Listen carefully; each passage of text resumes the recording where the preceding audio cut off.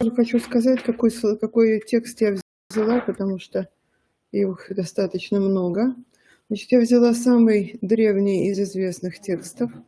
Вот здесь написано название, я не буду его зачитывать, я надеюсь, всем видно. Значит, дело в том, что это одно из названий. У этого текста нет названия устоявшегося.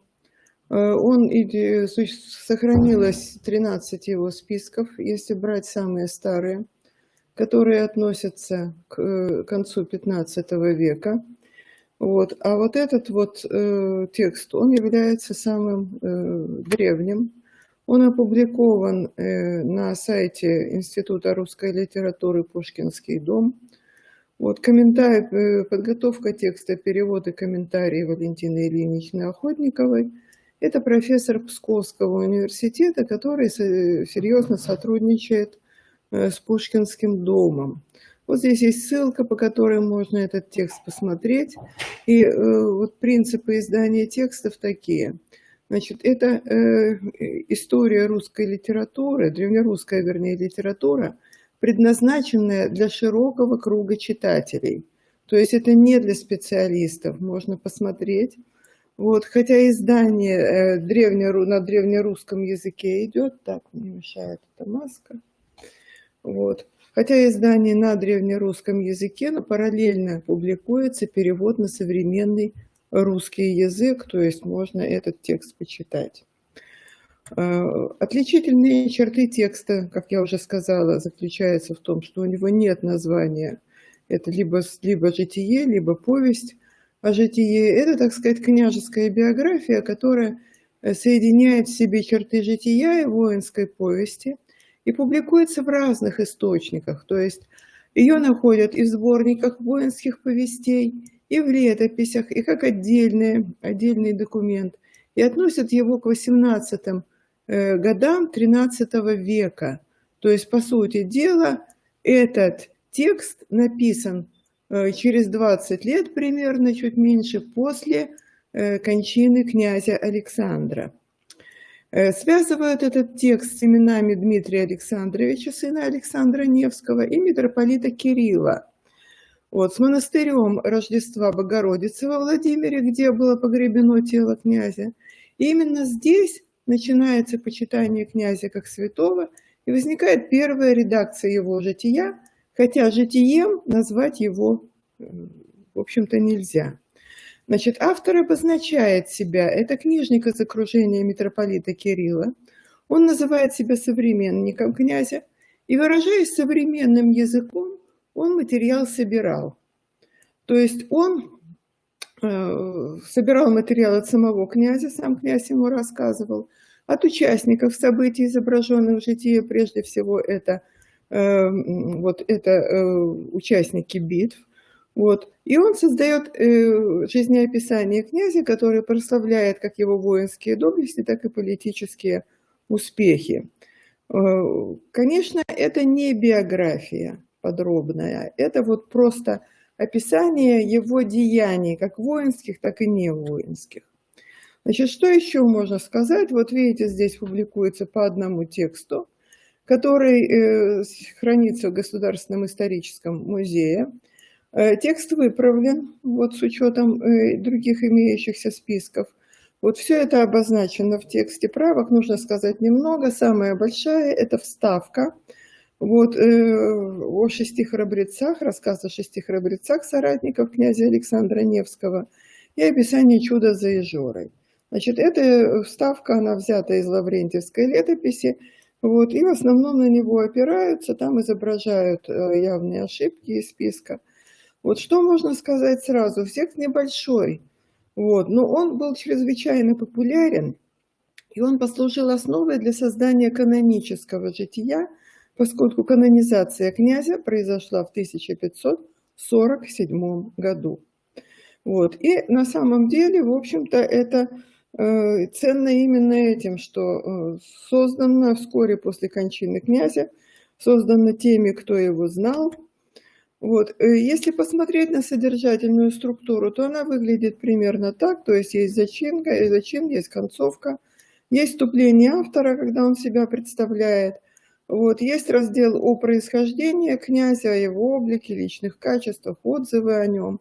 И вот воинские победы, в общем, фактически она делится как бы на две части. То есть часть военная, воинская, которая повествует о сражениях князя Александра Невского.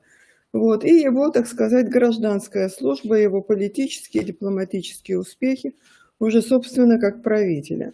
Ну, что здесь можно сказать? Понятно, что эта структура, она задана. И вот здесь на что интересно обратить внимание. Конечно, мы все помним фильм Александра Невский и знаем, что там центральным эпизодом является битва на Чудском озере. Вот. По данному тексту здесь, наоборот, больше внимания уделяется Невской битве, когда очень молодой князь с небольшими силами, поскольку не было у него возможности дождаться помощи, он идет и с Божьей помощью побеждает большое войско захватчиков, пришедших из, как было сказано, там, полуночной земли, то есть это захватчики из Ливонского ордена. Вот. Ну а затем все это дальше повествуется, но фактически это начало, это зачем вот всех его дальнейших воинских побед и успехов.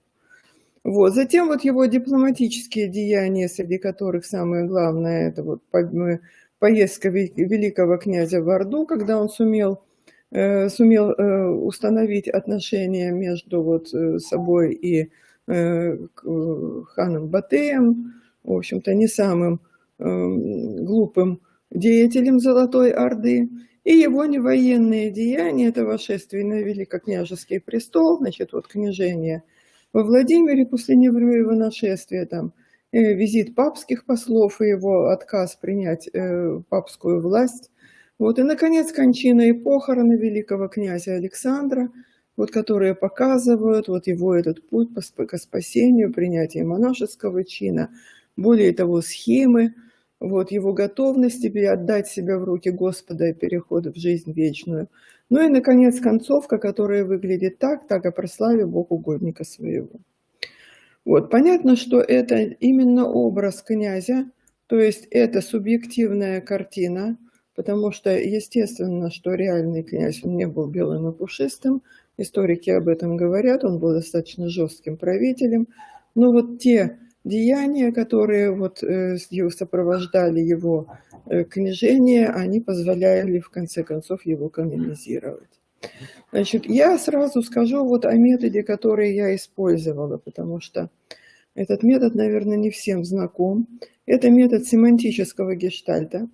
Дело в том, что я по своей научной специализации занимаюсь психолингвистикой, а там он используется. Он разработан Юрием Николаевичем Карауловым и, в общем-то, очень успешно использовался при анализе ассоциативного поля, когда результаты массового ассоциативного эксперимента, который заключается в том, что дается слово «стимул», значит, сразу же испытуемый дает слово «реакцию», ну и при определенном количестве, при массовом оптимальном минимум 100, лучше всего 500-600, это вот составляет так называемое ассоциативное поле данного слова «стимула».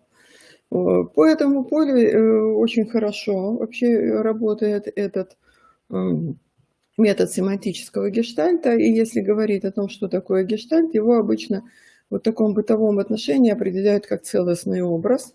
Вот где-то с этим можно согласиться, но на самом деле это не совсем так. Дело в том, что это функциональная структура, которая по собственным законам стремится упорядочить многообразие явлений.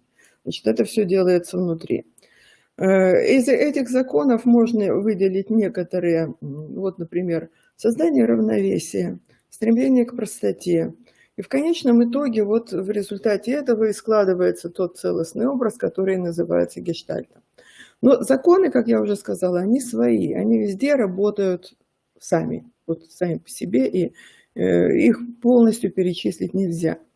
Вот. На самом деле это очень интересный метод, потому что он воплощает тот аспект языкового сознания, который связан с отражением образов национально-культурного мира, заключенного в родном языке.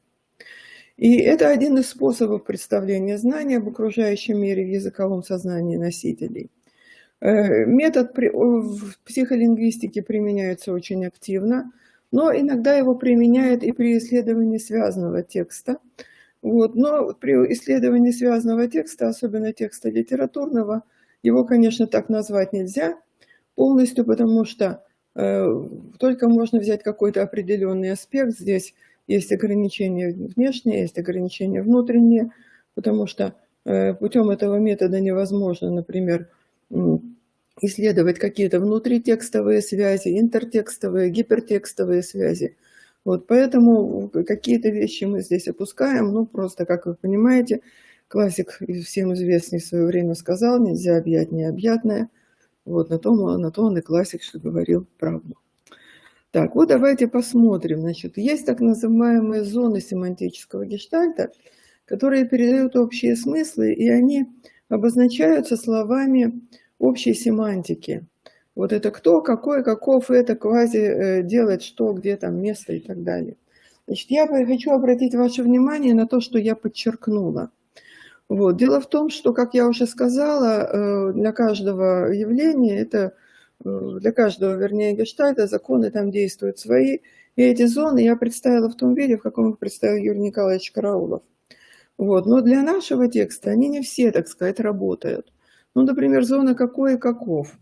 Вот. Если зона какой – это постоянные объективные признаки, а каков – это оценочно-субъективные, то применительно к нашему тексту они никак не работают, потому что образ князя целиком положительный, его нельзя двигать по этой шкале, он уже на вершине.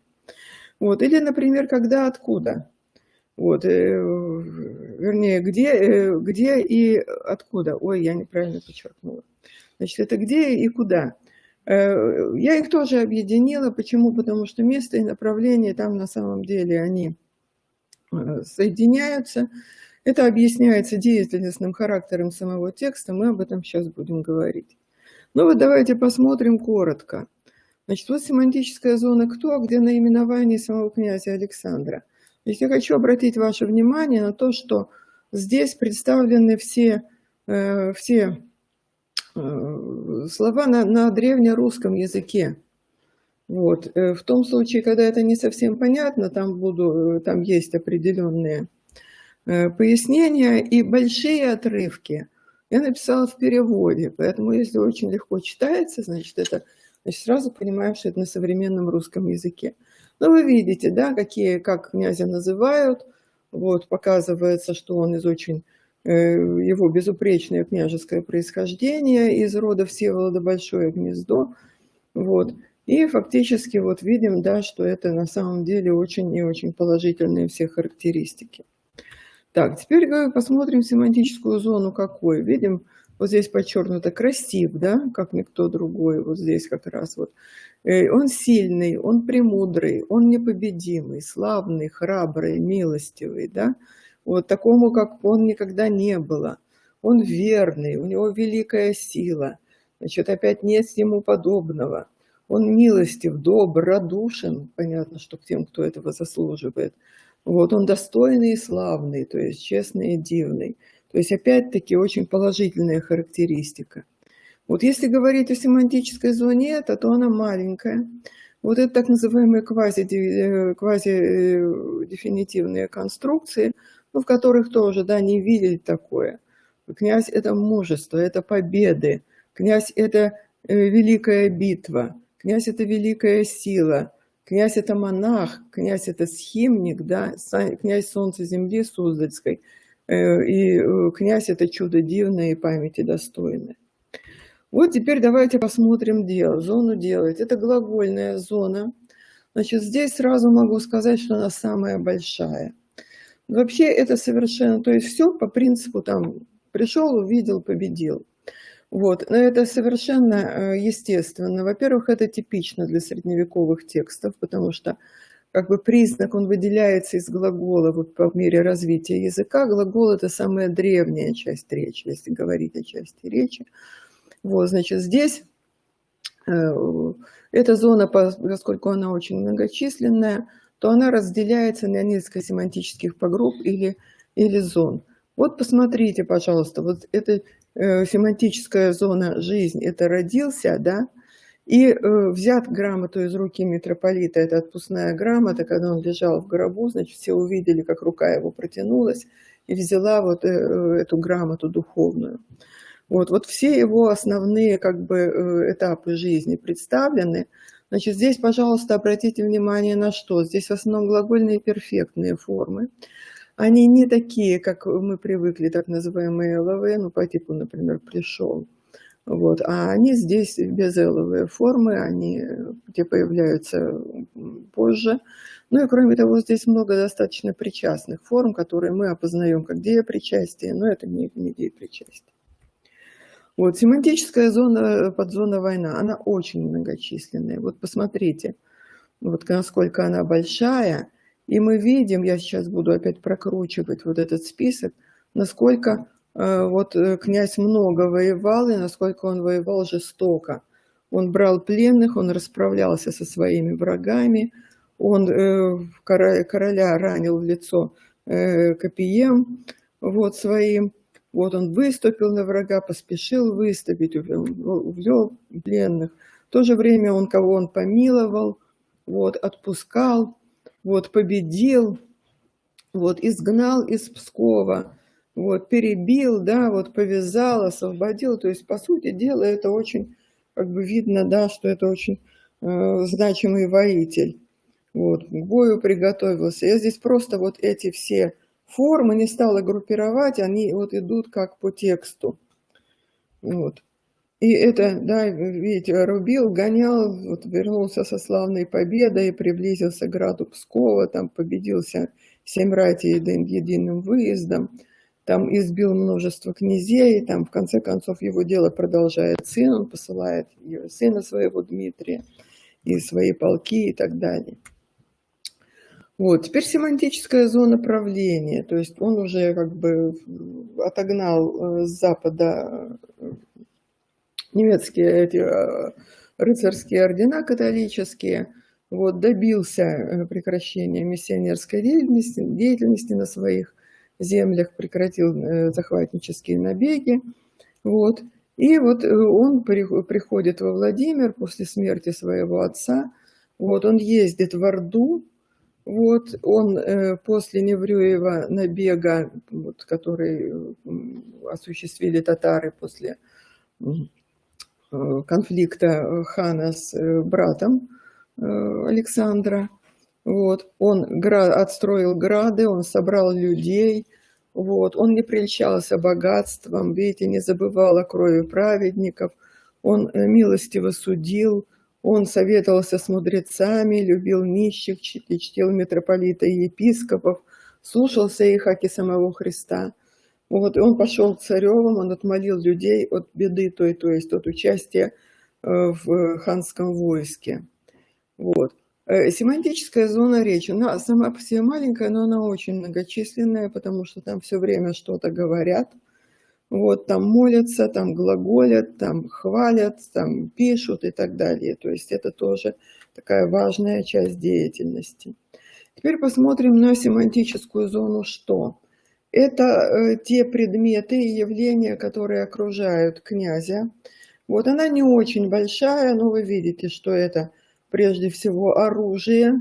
Вот, это суда разного вида. Вот, то есть это то, что сопровождает войну. Видите, вот Чудская битва, это там треск от ломающейся копий, мечей, там озеро замерзшее двинулось, не видно было льда, потому что покрылось кровью.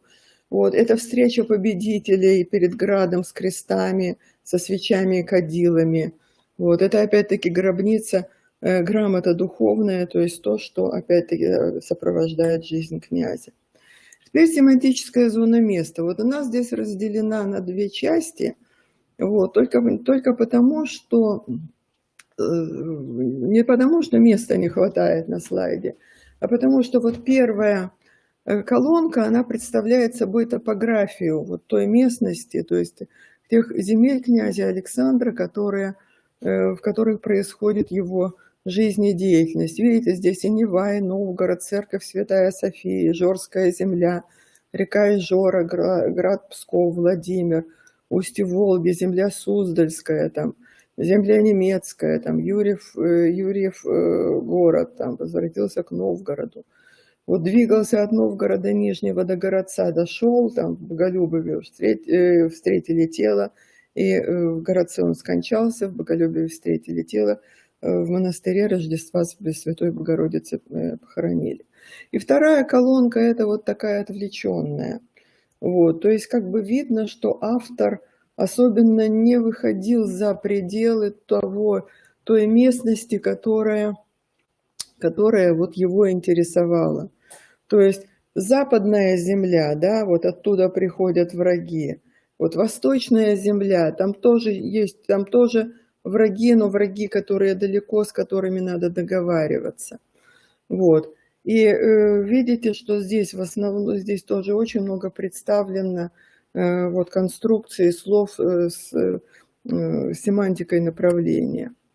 Теперь, что касается семантической зоны «когда», она тоже не очень большая, но здесь что самое важное? Здесь нет ни одной даты. То есть год не назван ни разу.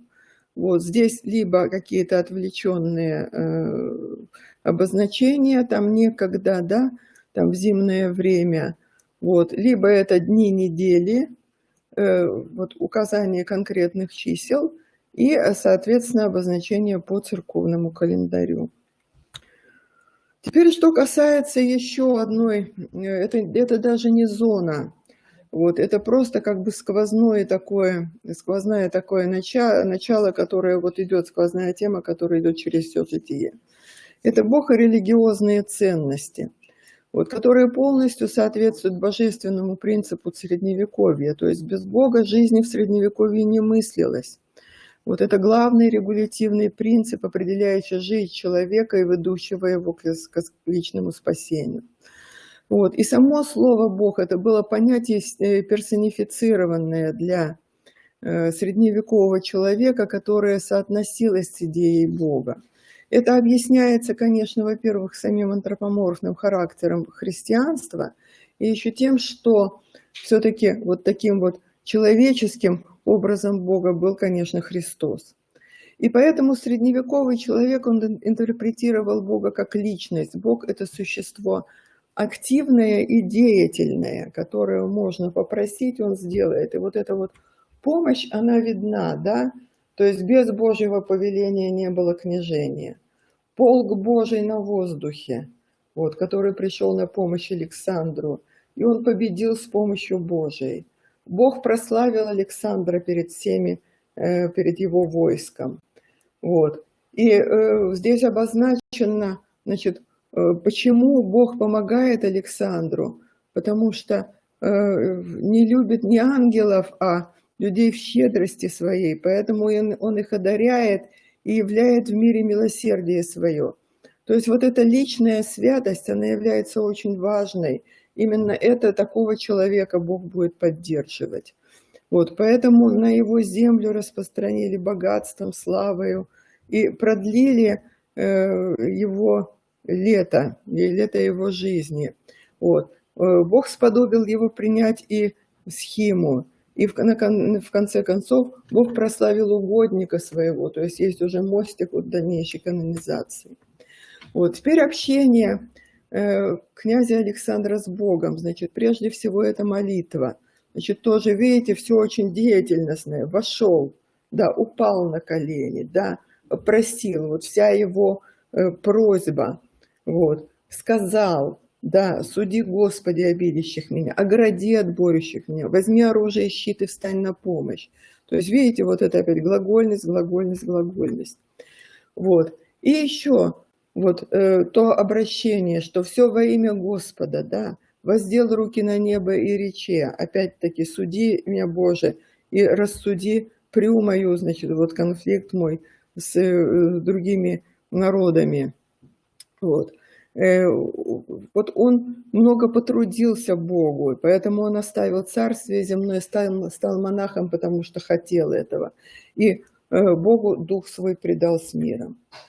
Вот. Теперь ангелы и святые, как помощники Александра, то есть уже все идет по воле Божией. Значит, это прежде всего обращение Борису и Глебу, первым русским святым и родственникам Александра.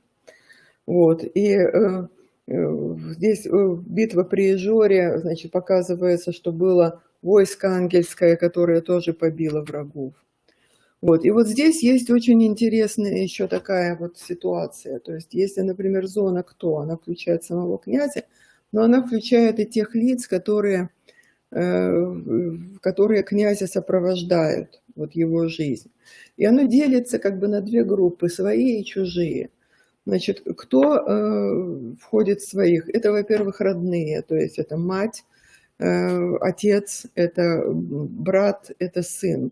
Вот. Кроме того, это духовенство, то есть архиепископы, игумены, священники.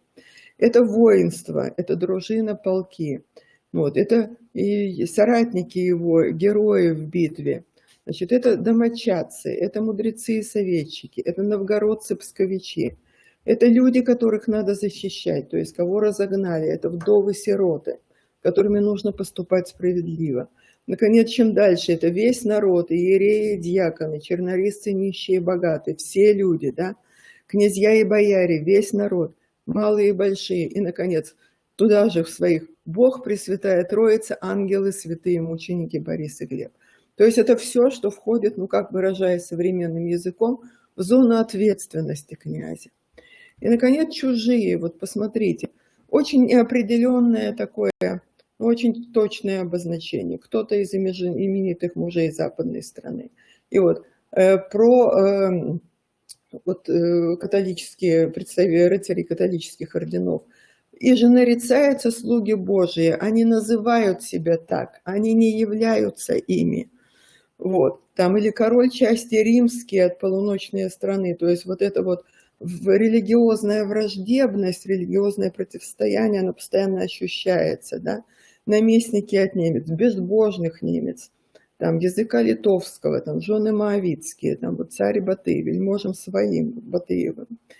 Вот. И послы от папы, от Великого Рима, то есть, как я уже сказала, Александр добился прекращения миссионерской деятельности и набегов вот с этими целями от католических орденов, и он также отвергает мирное предложение признать папу римского. Это иноязычники. Вот. И, наконец, заключение. Значит, мы смотрим, видим по этому тексту, что образ князя Александра Невского в исследуемом тексте – это прежде всего образ защитника. Защитника земли русской, защитника своего народа и защитника православной веры. То есть это образ святого и героя. И вот здесь вот я хочу показать вам одну картинку, которую я нашла на сайте одного из храмов, которые посвящены святому благоверному князю Александру Невскому. Вот видите, вот здесь он и как святой, и как воитель. Благодарю за внимание. Спасибо, такое было содержательное выступление, интересно. Так, ну тут, наверное, надо сейчас его отключить. У нас здесь кто у нас?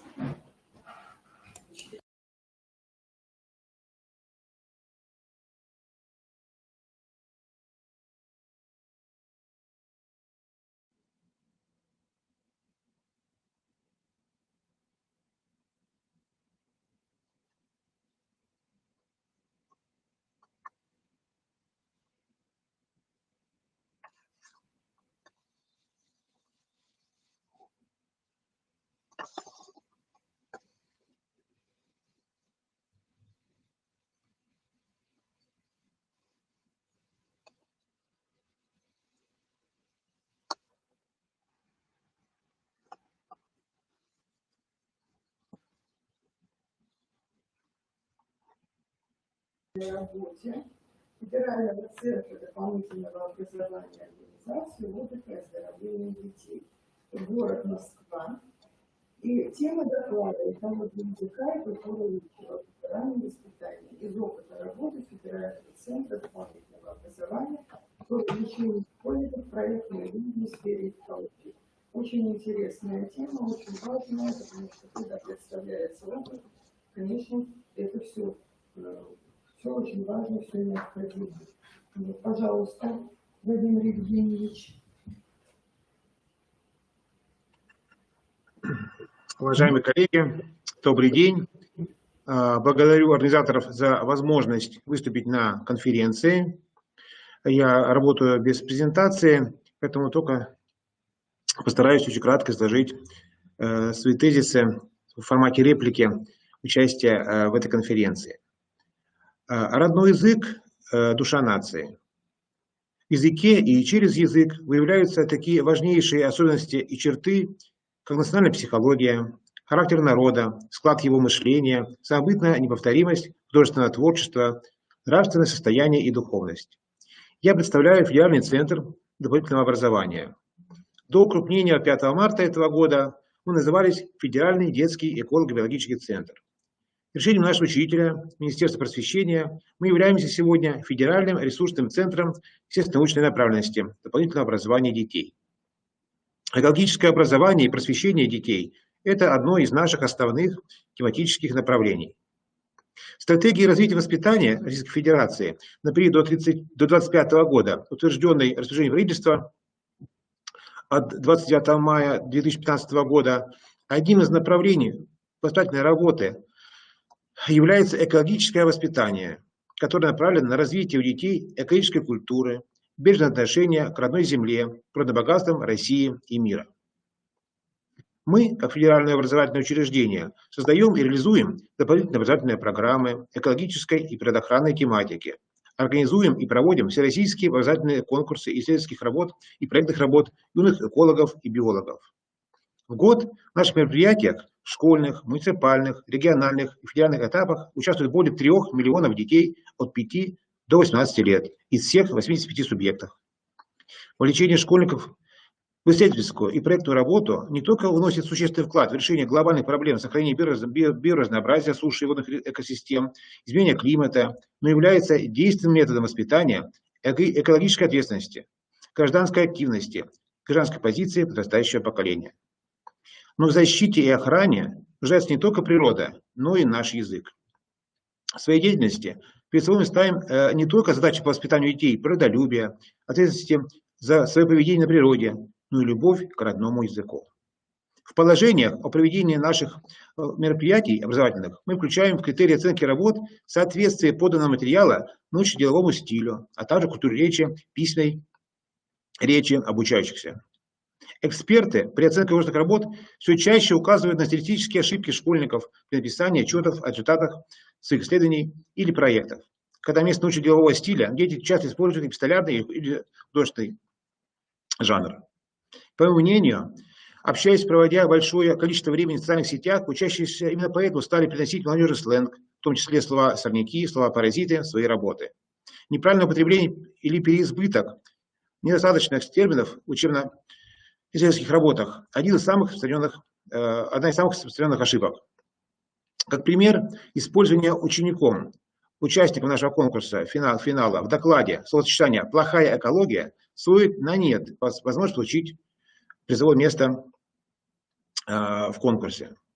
Многие социальные проекты, процессы современные привели к экологическому кризису языка, оскудению речевого общения, деградации ораторского искусства, загрязнению языка. При проведении федеральных очных этапов до пандемии наших конкурсов российских в сфере экологии и научной сферы в целом мы организуем для ребят практические занятия по ораторскому мастерству, культуре речи, практикум по работе со словарями и научными источниками. Экология языка становится одной из самых актуальных задач нашего времени, когда экологизация образования и поведения человека выступает важной приметой жизни. Экологический подход к вопросам культуры речи, речевого общения предполагает ответственное отношение к языковым традициям, воспитание ответственной любви к родному языку. Известный литературовед и общественный деятель Лихачев много лет назад впервые использовал достаточно новое в то время понятие экология в необычном контексте – экология культуры, нравственная экология. Дмитрий Сергеевич писал: экологию нельзя ограничивать только задачами сохранения природы биологической среды. Для жизни человека не менее важна среда, созданная культурой его предков и им самим. Сохранение культурной среды – задача не менее существенная, чем сохранение окружающей природной среды.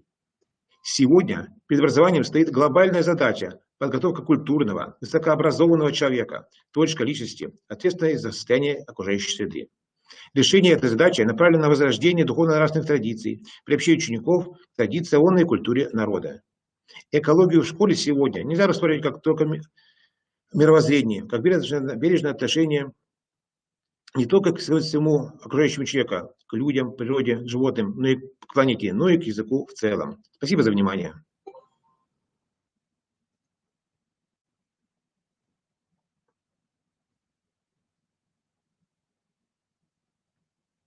Профессиональный доклад окончен.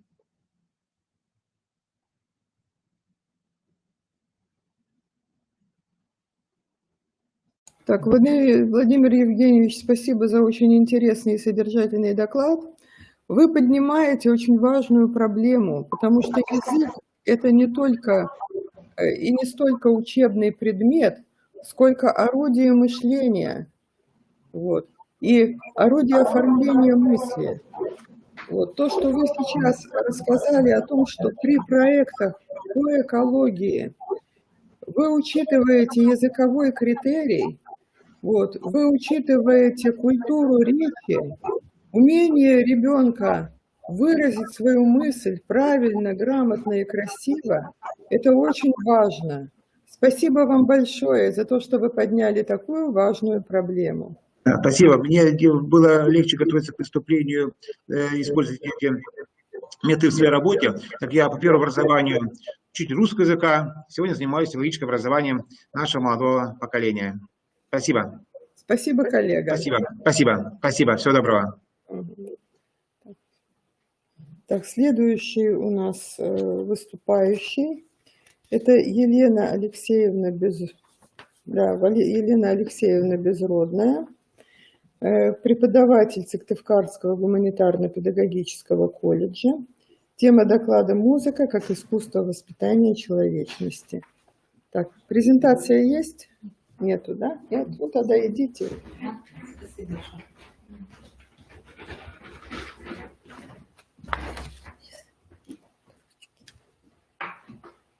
Доброе утро, коллеги, я преподаватель музыки колледжа, и доклад «Музыка как воспитание человечности». Известно, что музыка развивает эмоции и мышление, и уже родившийся малыш еще не знает языка, не понимает слов, но, слушая колыбельную песню, он спокойно затихает и засыпает. Через колыбельную у ребенка формируется потребность в художественном слове и доброй музыке. Как сказал Петр Ильич Чайковский, мелодия – это душа музыки.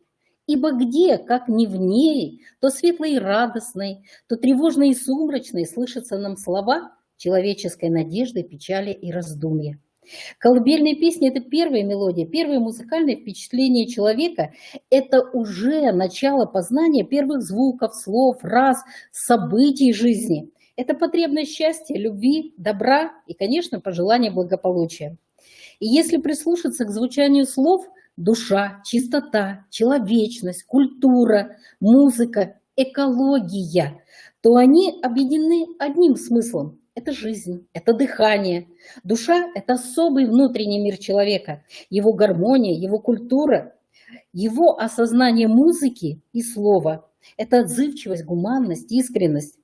И, конечно, музыка – это всегда есть живое искусство, это энергия чувств, импульс сопереживаний, восприятие звуков, то есть приятие в себя разных сторон окружающего мира. Можно ли сейчас прожить без музыки и слова? Конечно, нет. Музыка звучит повсюду, на улице, дома, на работе, на предприятиях, в магазинах, она везде. Везде есть музыка и речь, есть слово. И, конечно, это часть нашей жизни, частица взрослой и детской души. А классическая музыка и литература – это особый талант. Это чистый талант, который необходимо знать всем людям. Может быть, в том, какую интонацию музыки и слова, то есть речи, мы носим прежде всего в себе, и заключается секрет нашей искренности, красоты, секрет нашей потребности воспитать детей духовно мыслящими и сердечно отзывчивыми людьми. В работе с дошкольниками есть два взаимосвязанных пути воспитания – музыкальная игра и сказка. Очень важно, чтобы ребята играли с удовольствием, желанием, ведь это лакомство, позволяющее всесторонне развивать, обучать, воспитывать детей в любом возрасте. И по мнению ученого, педагога, поэта и музыканта Олега Семеновича Газмана, в игре у детей возникают три цели. Хочу, надо, могу. И главными становятся слова свобода, возможности, интерес, познание, талант. Только взрослому нужно научиться направлять каждого ребенка на саморазвитие, на его самосовершенствование. Музыка и литература учат нас не только слышать, но и слышать. То есть слушать и слышать – это получаются совершенно разные слова. Когда мы слушаем, мы воспринимаем какой-то фон, а когда мы слышим, мы стараемся проанализировать, сделать вывод для себя, что мы услышали, как это воздействует, какие эмоции и чувства нам подарило то, что мы слышим. Конечно, не только смотреть, но и видеть, не только читать, но и общаться, а значит духовно развиваться. Согласованность звуков воспитывает мысли, эмоции, целеустремленность и коммуникабельность. Если стиль мышления дошкольника выражался в монологе, то младший школьник уже вступает в диалог, у него постепенно формируется совместное общение, возникает потребность в обмене информацией. И если для дошкольника главным была игра, то в процессе которой формировалась личность ребенка, отрабатывали жизненные установки, правила общения, то основным фактором психического развития младшего школьника становится учебная деятельность. Но в подростковом возрасте начинают возникать и диссонировать такие слова, как зрелищность, компьютерность. С одной стороны, на детей обрушивается огромная масса разнообразной информации, а с другой эта информация бессистемна, хаотична, поверхностна, а иногда и не вполне достоверно. У детей создается впечатление, что они могут разговаривать на сленговом языке. Это подчеркивает их взрослость, самостоятельность, всезнание. Теле- и радиоэфир превращают музыку в привычный, однообразный эстрадный звуковой фон жизни. И, конечно, возникают вопросы, как не провалиться в пропасть низкого качества музыкального и словесного материала, как сформировать художественный вкус школьника, как услышать и понять живые звуки музыки и слова, а не механические звуки звуковоспроизводящей аппаратуры и звуки обновленного современного жаргона. Как удержаться в пространстве классического познания музыки и литературного языка. Можно, конечно, начать обучение ребенка и в школах искусства, кружках эстетического воспитания, сделать семейной традицией посещения концертных залов, музеев, детских абонементов, просмотра обучающих передач, экранизаций классики. И это прекрасно, это замечательно. А может быть, самим учиться тихо, внимательно вслушиваться в каждый звук слова и музыки, в красоту звучащего музыкального и литературного произведения, в чувства окружающих нас людей. И для младших школьников музыка есть деятельность. Как всякая мыслительная деятельность, она начинается с удивления, с вопросов. Значит, нужно чаще спрашивать, почему, для чего, как, зачем, возможно ли, с последующим анализом ситуаций. Для младшего школьного возраста легко. То есть дети школьного возраста запоминают то, что ярко, интересно, необычно. И здесь необходимы и наглядность, и повторение, самоконтроль, осмысление запоминаемого материала, а также многократное прослушивание музыкальных и литературных произведений с последующим грамотным анализом услышанного материала. Подростки 11-15 лет отличаются от младших школьников повышенной тревожностью, раздражительностью, иногда упрямством, даже неадекватными поступками. Но и главным психологическим новообразованием этого возраста является чувство взрослости. Если младший школьник подражает взрослому, то подросток уже считает себя вполне самостоятельным, сложившимся человеком. И главной становится потребность подростка в новом общении, в котором и появляются жаргонизмы. Наша задача – найти место тем интонациям, в то же время и строгости, и точности, и душевности, и доброты. Естественно, что атмосфера доброжелательности, сотрудничества, сопереживания, взаимного уважения может обеспечить подросткам возможность раскрыться в восприятии и понимании классической музыки и литературы. Но необходимо загружать интеллектуальную деятельность подростков, позволять проявить свою самостоятельность и индивидуальность. И прежде всего, это творческие задания в обучении. Например, определите лучшего исполнителя одного и того же музыкального и литературного произведения. Услышьте пьесу, выскажите свое мнение. Удивите в хорошем смысле учителя и товарищей своими знаниями о классической музыке и литературе. Заинтересуйте своих сверстников рассказами о творчестве великих людей. Составьте диалог о значении музыки и слова в вашей жизни. Умело и с уважением выслушайте любую мысль и выделите в ней главные слова. Самостоятельно подберите информацию, оригинально оформите свои работы, сочините произведения, осуществите проект, продемонстрируйте свой талант, попробуйте создать что-то красивое и доброе по выбранной вами лично теме. И давайте задумаемся, может быть, доброе слово, классическая музыка, человечный поступок – это и есть дорога, ведущая к гармонии жизни, музыки и слова в наших сердцах, классическому музыкальному литературному пространству, чувственному вдохновению, индивидуальному ритму и темпу жизни, духовному очищению и благожелательным эмоциям от внешнего мира. Если прислушаться к словам ученым, то они утверждают, что музыка и слово обладают прекрасной волшебной силой. Например, музыкальные примеры.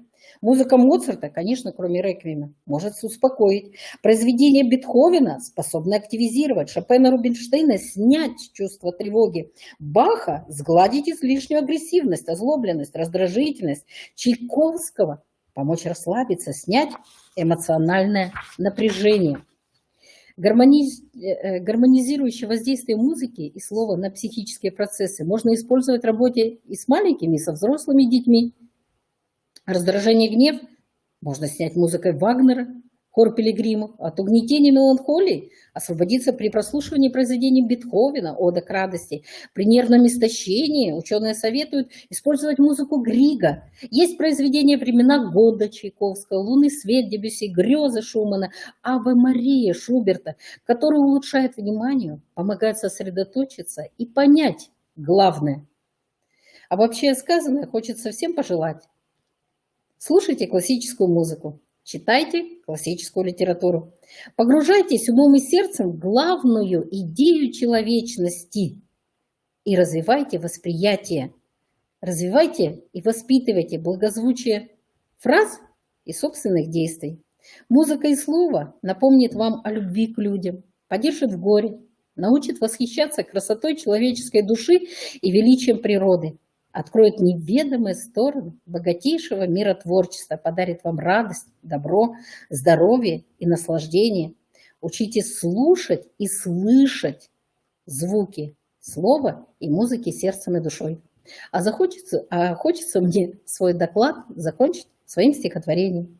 Как научиться слышать музыку и с добротой все в ней понимать, как рисовать ее в своем воображении и чувство лада сердцем принимать, как нам рассвет в восторгах жизни радостных, в искрящихся мелодиях создать, а непогодное холодное дыхание надеждой, теплотой согревать. Вот сколько слов рождается в сознании, они как яркие огни различных чувств. Друзья мои, любимые и славные, цените музыку среди других искусств. Спасибо большое.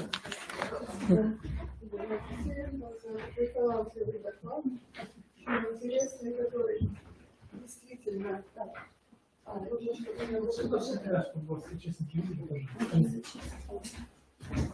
Еще раз. Да, ничего. Забыл. Это важно. Так, Лена Алексеевна, хочу поблагодарить за такой интересный, такой талантливый доклад. Вот, вы показали нам не только то, что музыка является очень важным инструментом воспитания, вот, и действительно воспитания человечности, но и то, что музыка – это тоже язык, вот, который тоже нуждается в экологии. Вот, будем надеяться, вот, что музыкальное просвещение, музыкальное воспитание в конце концов будут выполнять свою задачу. Так, теперь у нас доклад, который будет подключаться участник, да? Так, Саша, помогите. Да, я готова, я на связи. Замечательно, Ольга Николаевна. Замечательно. Значит, это Ольга Николаевна Холодырева, которая ныне у нас учитель русского языка и литературы школы номер 304, Центр подготовки кадет Центрального района города Санкт-Петербурга. Вот мы привыкли ее воспринимать как учителя нашего. Вот, ну, я думаю, что переехав в Санкт-Петербург, она связи с нами не потеряет. Так, тема доклада «Образовательно-воспитательный потенциал концепта святой святыня». Пожалуйста, Ольга Николаевна. Да, большое спасибо за приглашение на эту конференцию. Звук нормальный? Да, все отлично. Да, Какая спасибо. ваша С презентация? картинкой не очень. Какая ваша презентация? Какую включить? Презентация «Образовательно-воспитательный потенциал концепта святой». Вижу. Мгм. Все, можно Да, начать. спасибо большое. Так, еще раз добрый день и большое спасибо за приглашение.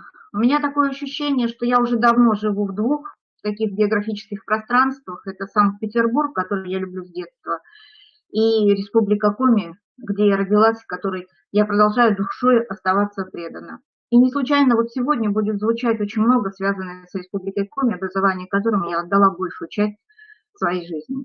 И здесь, в Санкт-Петербурге, я продолжаю свою систему, связанную с воспитанием и образованием на основе концептов русского языка и культуры. Сегодня я выбрала работу с концептом святой, ну и в ходе презентации попытаюсь объяснить, что он дает и почему. Поскольку в прошлом году на конференции у нас возникли некоторые такие методические непоняточки с понятием концепт, то некоторые слайды, первые слайды, они связаны как раз с определением, что это такое. Но при всем том, что в прошлом году вот возник такой спор, это прекрасно, что учителя не боятся обращаться к новым методическим понятиям, идти новым путем. Конечно, на это нужно много времени, сил, и порой раз у учителя не всегда хватает. Поэтому я просто на слайде вывела основные определения, что такое концепт. Если сказать двумя словами, это культурное понятие, воплощенное в слове. Честь, совесть, родина, родная земля, родной язык, вера, святыня и так далее. Что дает работа вообще с концептами на уроках русского языка? Это новая инновационная методика, она насчитывает, пожалуй, что не более 10 лет. Я думаю, что лучше всего отвечает на данный вопрос слова профессора Тамары Константиновны Донской, ушедшей недавно из жизни. Обращение к концептам русской культуры, запечатлевшее ментальные особенности русского народа, даст возможность новому поколению ощутить себя наследниками великой культуры прошлого своего народа и почувствовать ответственность за ее сохранение перед последующими поколениями. То есть работа сегодня с концептом на уроке русского языка позволяет соединить два времени – прошлое, настоящее через сегодняшний день. Многие исследователи и методисты называют концепт свернутым текстом, поэтому работа с ним очень органична на уроках русского языка. Мне очень близко и для проложения своих методических путей работы с концептом очень помогла работа Нины Сергеевны Болотновой, которая утверждает, это, пожалуй, единственная такая работа, теоретическое обоснование, что текст может не содержать прямой связи с концептом. Словесное имя концепта, номинат концепта, может в этом тексте не употребляться. Но если текст посвящен, например, Стефану Пермскому, и ребенок знает, что Стефан Пермский – это великий коми-святой, и что он сделал для коми-народа, то, конечно, он непроизвольно соединяет имя Стефана Пермского и всю информацию, которую содержит текст, с именем святого на основе ассоциаций. Разработана в основном Натальей Львовной Мишатиной, это один из методистов концептоцентрического обучения, разработана методическая траектория работы с концептом, и она очень оправдывает себя. Вот здесь основные этапы этой методической работы. Первый этап – ассоциативно-интуитивный, когда мы пытаемся понять, какие ассоциации есть у ребенка на любое слово, реакцию, на любое слово, посыл, концепт. Например, слово «дом», слово «родина», слово «святой» и так далее. Вот, например, когда я начинала непосредственно работать с концептом «святой», это было более 10 лет тому назад, то даже в хорошем таком классе, лицейском классе, Многие ребята связывали понятие святой только с религиозными понятиями. А один мальчик вот во время этого ассоциативного эксперимента мне написал: Ольга Николаевна, я в Бога не верю, и вы меня верить в него не заставите.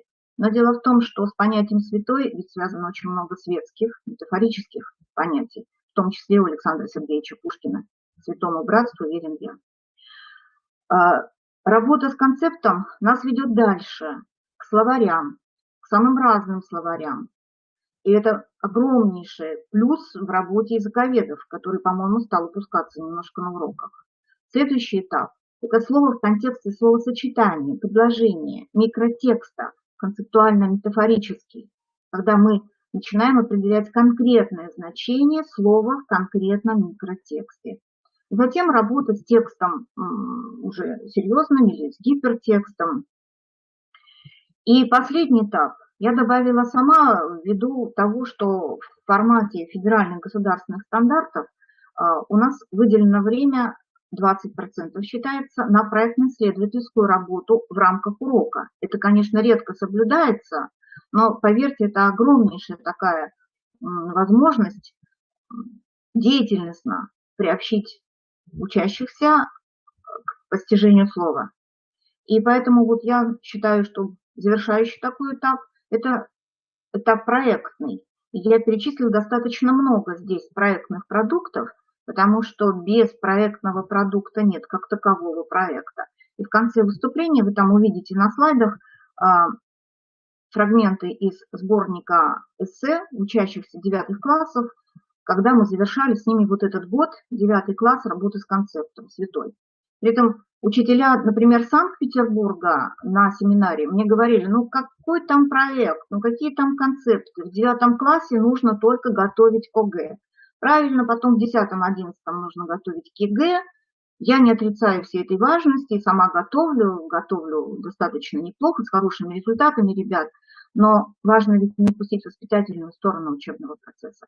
Вот таким образом обращение к концептам нам дает возможность соединить лексику, грамматику, синтаксис, текст, деятельность в формате одного урока, в системе. Концепт «святой святыня» Юрий Степанов отнес к константам, то есть основным базовым концептам русской культуры.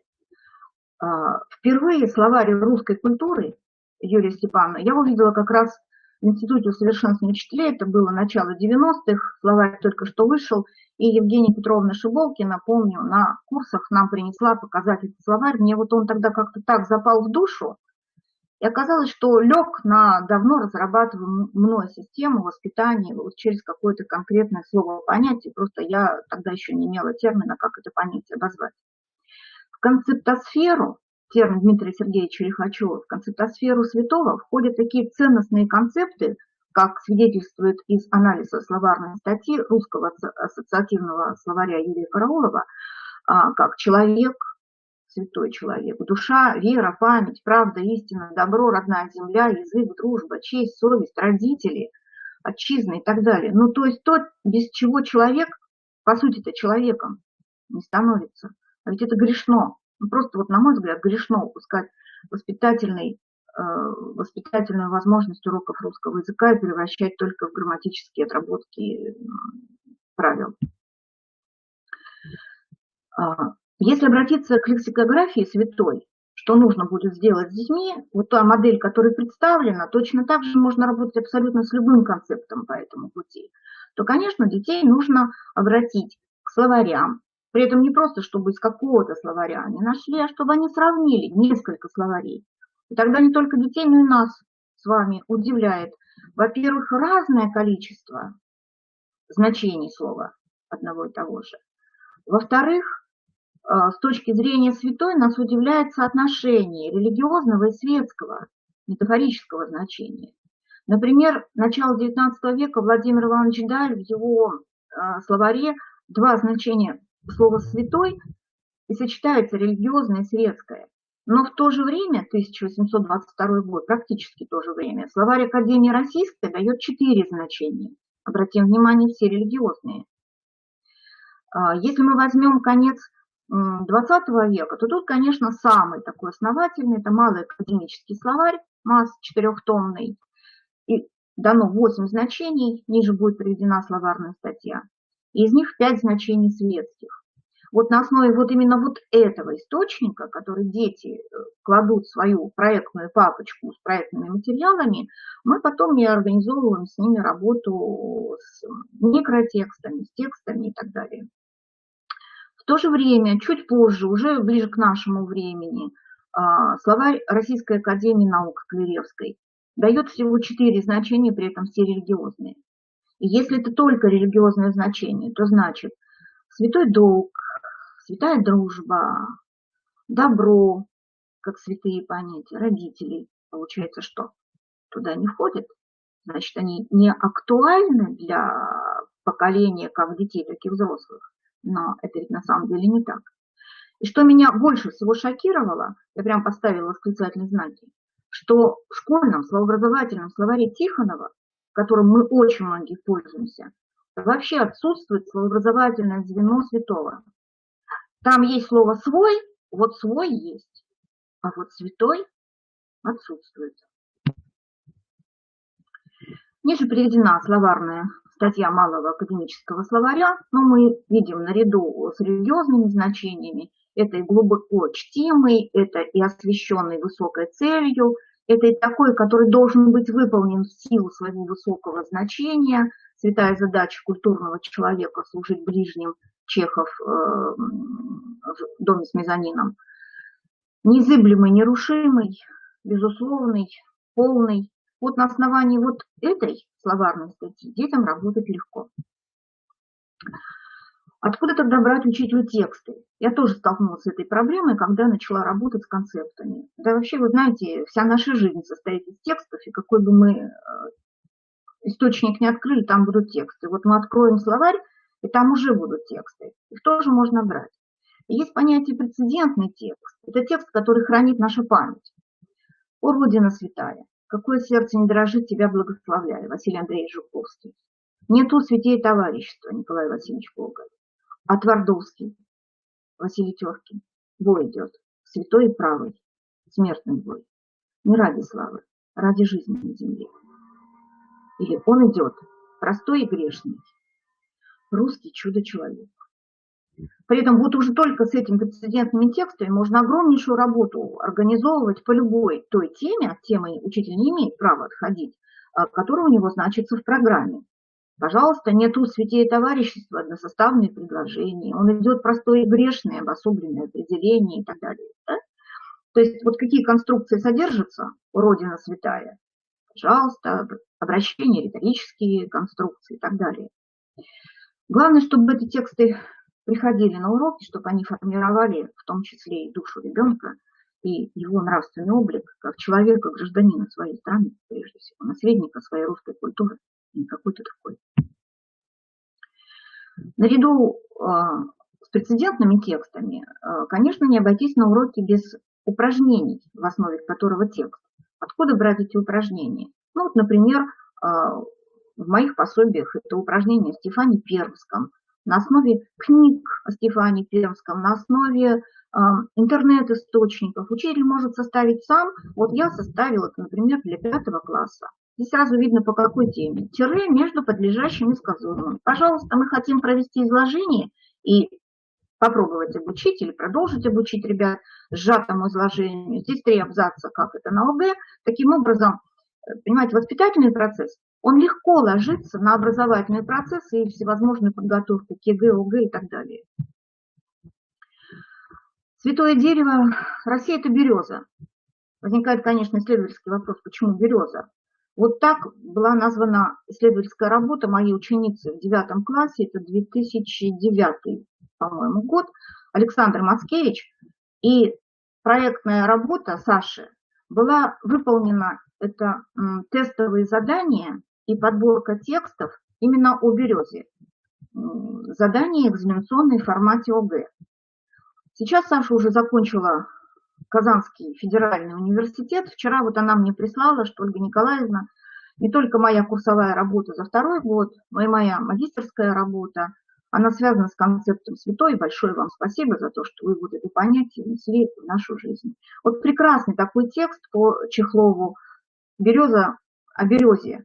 Вот я здесь просто оставляю, нет возможности по времени читать. Вот работа с этими текстами прекрасно организуется. В 9 классе, в 11 классе, в 5 классе. И эти тексты у меня брали учителя начальных классов. Прекрасно такой методический прием остановки, когда дети дописывают финал. Вот видите, вернулся он с топором, я поставила здесь многоточие, в исходном тексте этого многоточия не было. И попросить дальше детей текст закончить. Знаете, как они по-разному интересно заканчивают. Но мало кто заканчивает, что этот человек срубил березу. А потом уже озвучить, а как у автора. Городил дерево мелким чистоколом, на израненный ствол табличку повесил, гвозди не бить. Живая. Текст, который перед вами, составлен мной. Это о моем дяде, который не вернулся с Великой Отечественной войны. Единственном мальчике в большой бабушкиной семье. Мне эмоционально сложно читать, да и по времени нет. Кому нужно, тут посмотрит. Это, вы знаете, текст и о войне, и о памяти, и о земле, которую Алексей Толстой назвал землей Оттич, Детич. То есть то семантическое поле, которое входит в концептосферу святого, хотя здесь этого слова нет как такового. Ну и вот фрагменты из сборников учащихся 9 класса. Проект мы назвали «Животворящие святыни», а эссе у них звучало так, финальное эссе. Что значит для русского человека или для тебя, у них был выбор, понятие святой. И вот если в начале года это 97% детей связывал только с религиозными понятиями, как помните, да, я в Бога не верю, и верить в Него вы меня не заставите, то вот потом дети пишут, что у нас должно быть это понятие святой, и только тогда жизнь станет лучше. Вот еще фрагменты. Я хочу обратить внимание на язык. Это 9 класс. Смотрите, какой выразительный язык. Нельзя говорить о высоких понятиях невысоким языком. Святой. Как много жизни в этом слове. Жизни светлой и непорочной. Жизни вопреки всем невзгодам. Света вопреки тьме. Вот сегодня я 11 класс Санкт-Петербургского учебного заведения, в котором работаю. Я учу на примере вот этих работ 9-классников. Стилю, образности и так далее, выразительности. Или вот ребенок связывает со слово «святой» со словом «добро».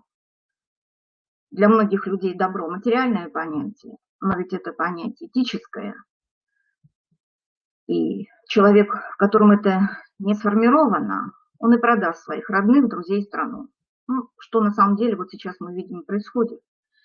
Это будет, если в людях не останется ничего святого, то есть доброго, ученица 9 класса.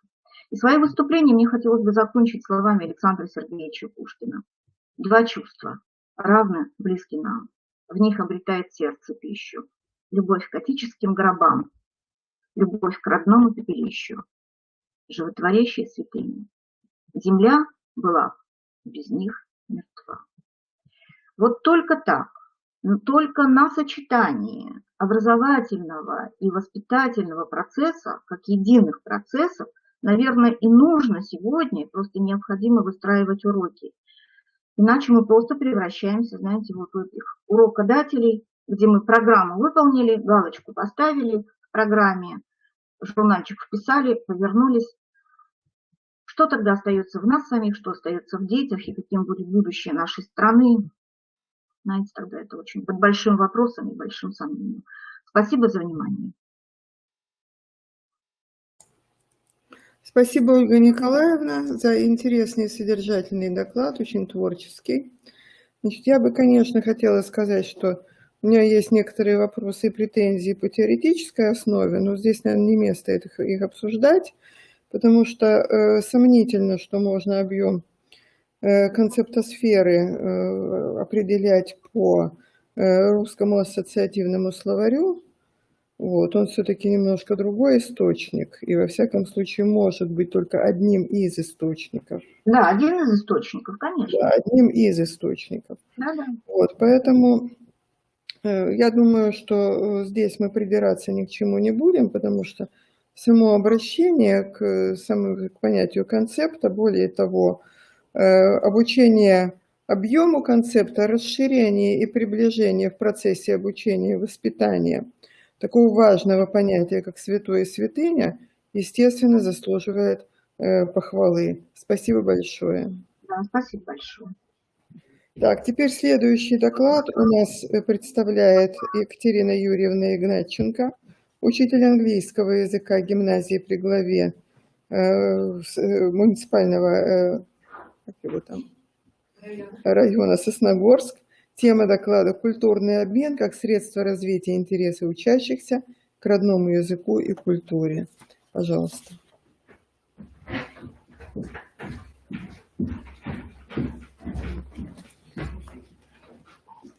У меня конфет, да, вы назвали? Нет.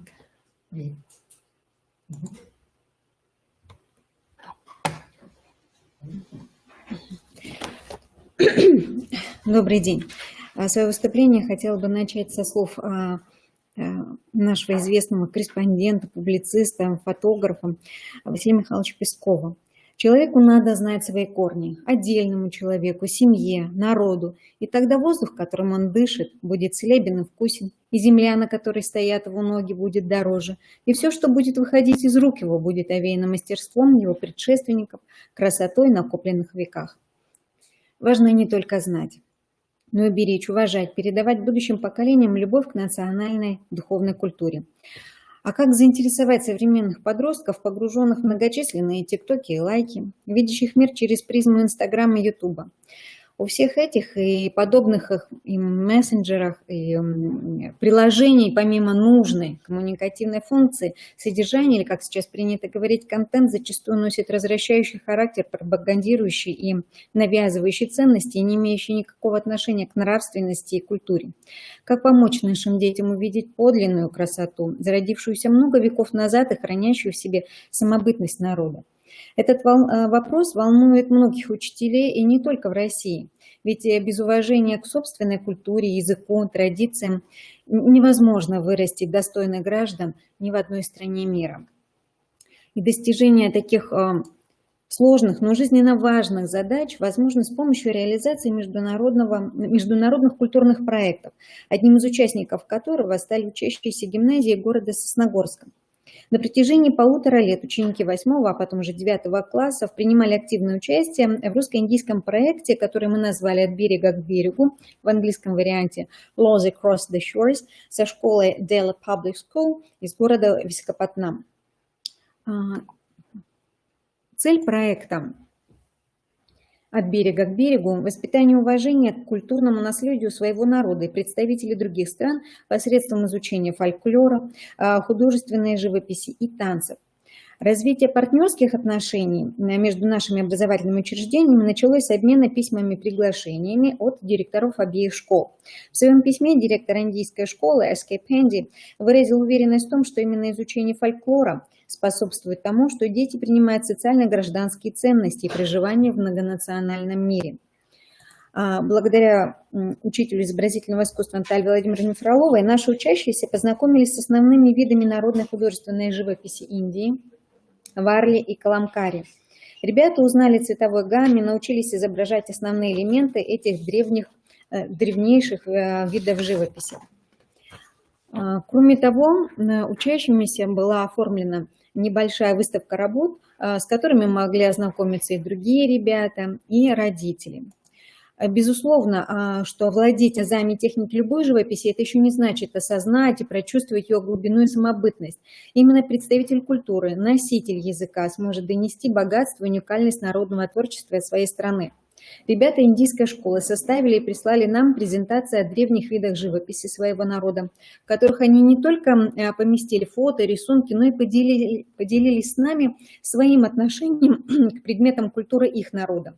Они рассказали о важности сохранения этих древнейших видов живописи, зародившихся как средство передачи исторических событий, знаний о природе будущим поколениям. А ребята нашей гимназии также провели большую работу по составлению презентации об основных видах народной живописи России для индийских сверстников. Ну, кроме языковой составляющей, работы должны были быть выполнены на английском языке. Ребятам предстояло найти и отобрать нужную информацию о таких видах народной живописи, как гжель, хохлома, городецкая роспись и так далее. Пожалуй, самым сложным для подростков как раз было дать ответ не только индийским сверстникам, но и самому себе прежде всего. А зачем мы должны изучать, оберегать, уважать предметы народного творчества? И подготовленные нашими ребятами презентации были отправлены в индийскую школу, учащиеся которой смогли также прикоснуться к богатой, неповторимой русской культуре. Они научились изображать основные элементы, узнали об истоках разных видов народной живописи России. Кроме того, учащимися нашей гимназии был подготовлен видеомастер-класс по написанию мезенской росписи.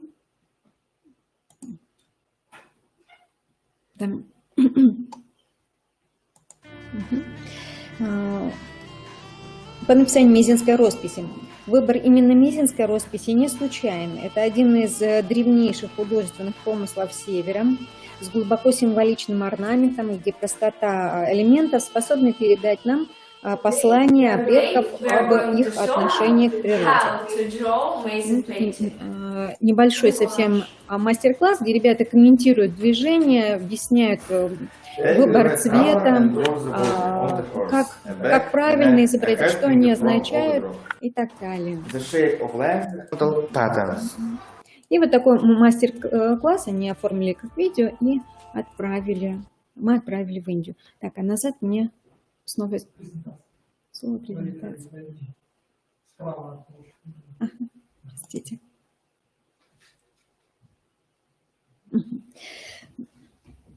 Ребята индийской школы прислали видеоотзыв о нашей работе, как они смотрели и насколько им понравилось. То есть вот они смотрят этот фильм маленький в своей школе.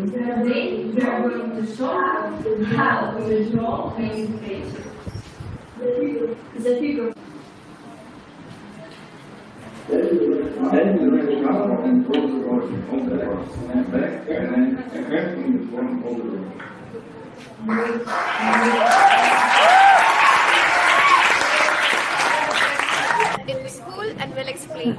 It was nice. Так, презентация, да? It was beautiful. It was amazing. Ну, даже, я думаю, что не зная, да, английского языка, понятно, что говорят ребята, да, вот их теплые такие искренние, как нам кажется, слова побудили наших гимназистов продолжать изучать другие виды народного творчества, а значит, еще больше и глубже постигать родную культуру. На следующем этапе нашего проекта учащиеся гимназии перевели и отправили в Индию коми-народную сказку «Война из-за ржаного зернышка». А в ответ мы получили уже сценарий индийской народной сказки «Глупый-стервятник». Учащиеся обеих стран подготовили небольшие инсценировки полученных сказок, смогли сравнить их и сделать вывод о том, что такие понятия, как доброта, взаимовыручка, честность, ценятся каждым народом, независимо от места проживания. Проект «От берега к берегу» содержал еще несколько этапов, но подробнее хотелось бы остановиться на видеовстрече наших учащихся. В течение 2 часов русские и индийские ребята пели песни, показывали друг другу свои плакаты, рисунки, поделки, отвечали на множество вопросов. Подростков России и Индии интересовали вопросы учебы, взаимоотношений со сверстниками, традиции празднования Нового года, религиозных праздников, как раз это случилось вот накануне на празднование Нового года и Рождества и так далее. А по окончанию проекта «От берега к берегу» наша школа получила письмо от директора индийской школы Скип Хенди, в котором он выражал благодарность за плодотворное сотрудничество всем учащимся и учителям-участникам. По его словам, сотрудничество стало для нас богатым опытом. Оно помогло познакомиться, невзирая на границы, и понять общность и разнообразие наших стран и культур. Благодаря проекту ребята смогли не только получить новые знания или дополнить уже имеющиеся, но и, что называется, пропустить через себя, сформировать собственное отношение к культурному наследию нашей богатой страны.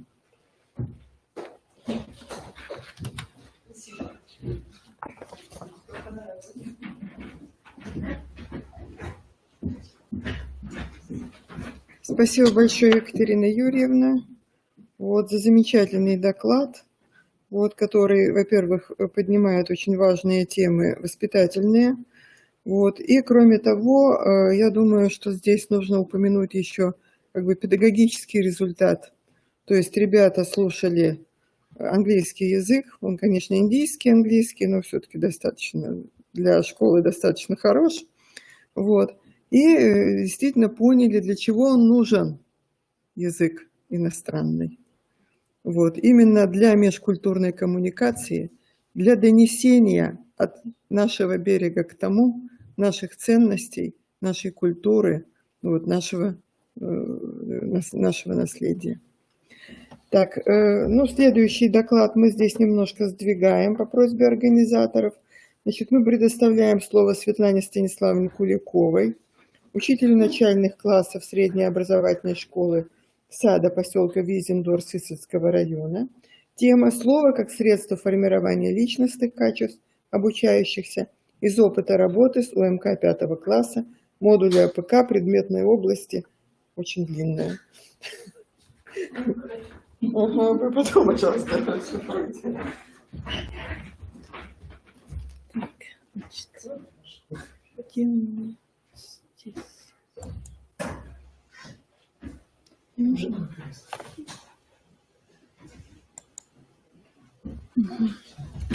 Всем добрый день.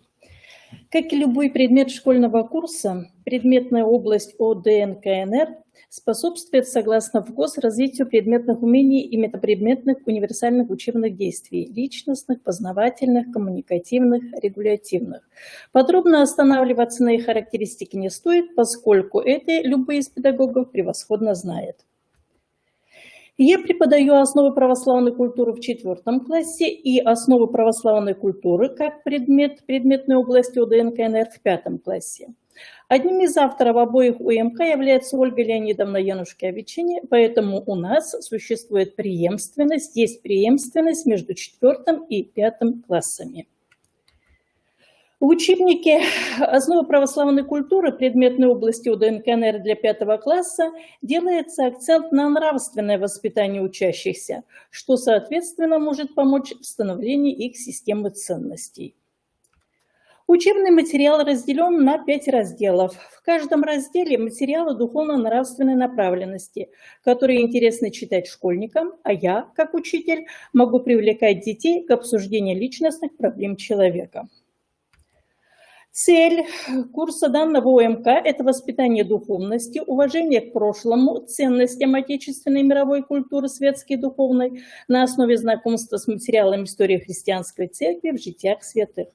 Чем же мне нравится пособие? Конечно, в первую очередь литературной составляющей. Среди предлагаемых для работы фрагментов произведений нет тех, которые популярны у современных детей. Зато есть те, которые читали мы в свои школьные годы. Например, отрывок из рассказа Распутина «Уроки французского», отрывок из произведения «Маленький принц» Экзюпери, притчи, небольшие стихи Копыловой, Пастернака, Гумилева. И это абсолютно правильно, поскольку нынешняя детская литература формирует представление о какой-то волшебной жизни с необычными существами, шриками-людоедами, монстрами и уводит от реальной жизни. В конце каждого параграфа есть рубрика «Очень важные слова», где выделены ключевые слова и словосочетания. Это позволяет проводить словарную работу и закрепить изученное. После материалов к урокам предлагаются проблемные вопросы. Например, считаешь ли ты, что в твоей жизни должен быть подвиг? Даются разнообразные творческие задания. Например, напиши эссе на тему, кого я могу назвать братом. Напиши сочинение о том, как православная вера помогает воинам побеждать в бою и так далее. Не менее важна словарная работа. Важно увидеть слово изнутри. При поиске родственных слов мы выходим на новые важные слова, работаем над их значением по словарю. Детям, кстати, очень нравится работать со словарем, записываем их в тетрадь. Далее. Работа над высказываниями. Их в учебнике много, они короткие и емкие. Читаем, понимаем, высказывания записываем в тетрадь. И мне это важно как учителю, тем более нужно, я всегда говорю, списываем слова святых без ошибок. Очень положительно влияет работа с объяснением пословиц, поговорок на развитие речи и увеличение словарного запаса ребенка. Через народную мудрость можно развивать такие ключевые компетенции, как общение, гражданственность, саморазвитие. В пособии даны рассказы, связанные с жизнью святых, верой в Бога. Нашим пятиклассникам по 11-12 лет. Они переходят в подростковый возраст. Кто знает, может быть, именно сюжет о святителе Иннокентии Московском или рассказ о старце Иоанне Крестьянкине окажется для них очень важным. Важен диалог учителя с учениками. В пособии поднимается проблема непонимания и одиночества. В Библии сказано: «Нехорошо быть человеку одному, а рядом должны быть близкие люди, друзья». Духовно слабые люди, особенно молодые ребята, объединяются в некоторые сообщества, в которых они не перестают быть одинокими, но чувствуют, что одиноки не только они. Соответственно, возникает вопрос, что же делать, если ты правда чувствуешь себя одиноким, если у тебя нет друзей? Вот мы разговариваем с детьми, обсуждаем, а затем обращаемся к учебнику и находим ответы на вопросы. Еще одна тема – любовь и современное кино. В наше время представления о любви сильно изменились. У подростка популярен фильм под названием «Сумерки». Задаю вопрос: любит ли герой свою девушку? Отвечают: да, любит. Как выражает свои чувства? Он хочет напиться крови возлюбленной. Спрашиваю, если человека любишь, он может представляться тебе едой? Значит, в фильме присутствует откровенная ложь. И в противовес мы говорим о Петре и Февронии Муромских, знакомимся с их историей любви и верности. Еще один момент, который у нас присутствует на уроке, это работа с репродукциями. Не секрет, что дети не умеют отвечать на вопросы, поэтому здесь мы и работаем над духовным содержанием и работаем над словарем, над предложением. Вот по картине Богдана Бельского в церкви провожу беседу. Кто изображен на картине, где находятся дети, почему вы решили, что они находятся в церкви, какой момент изображен, что привело детей в храм, какие цвета преобладают. Они говорят, что темные, но почему тогда не темно? Потому что таинственный полумрак освещается свечами. А как бы вы назвали эту картину? Чем привлекает она вас спокойствием и умиротворенностью? И в заключение своего выступления хочу сказать, что именно в учебниках Ольги Леонидовны Янушкевичине именно работа со словом, опора на слово, на литературный текст является приоритетным. Спасибо за внимание.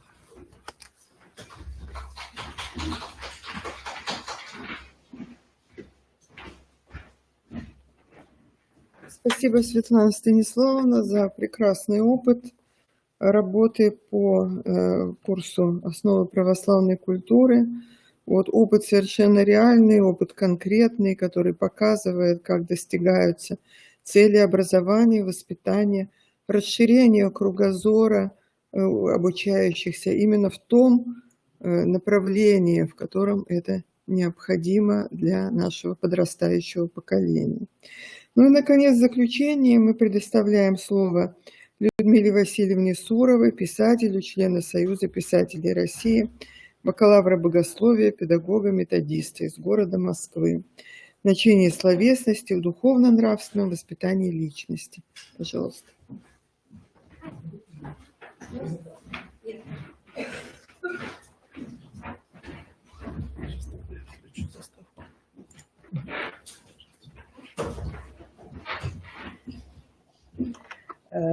Друзья мои, мое выступление как человека, который приехал к вам, да, вы должны воспринимать, как бы, знаете, когда человек из другой страны, из другой приехал, из другого общественного пространства, то вот это не рекомендация, это как некоторые предложения к размышлению. Вот я послушала доклады, и Янушкевичина у меня училась в 93-м году.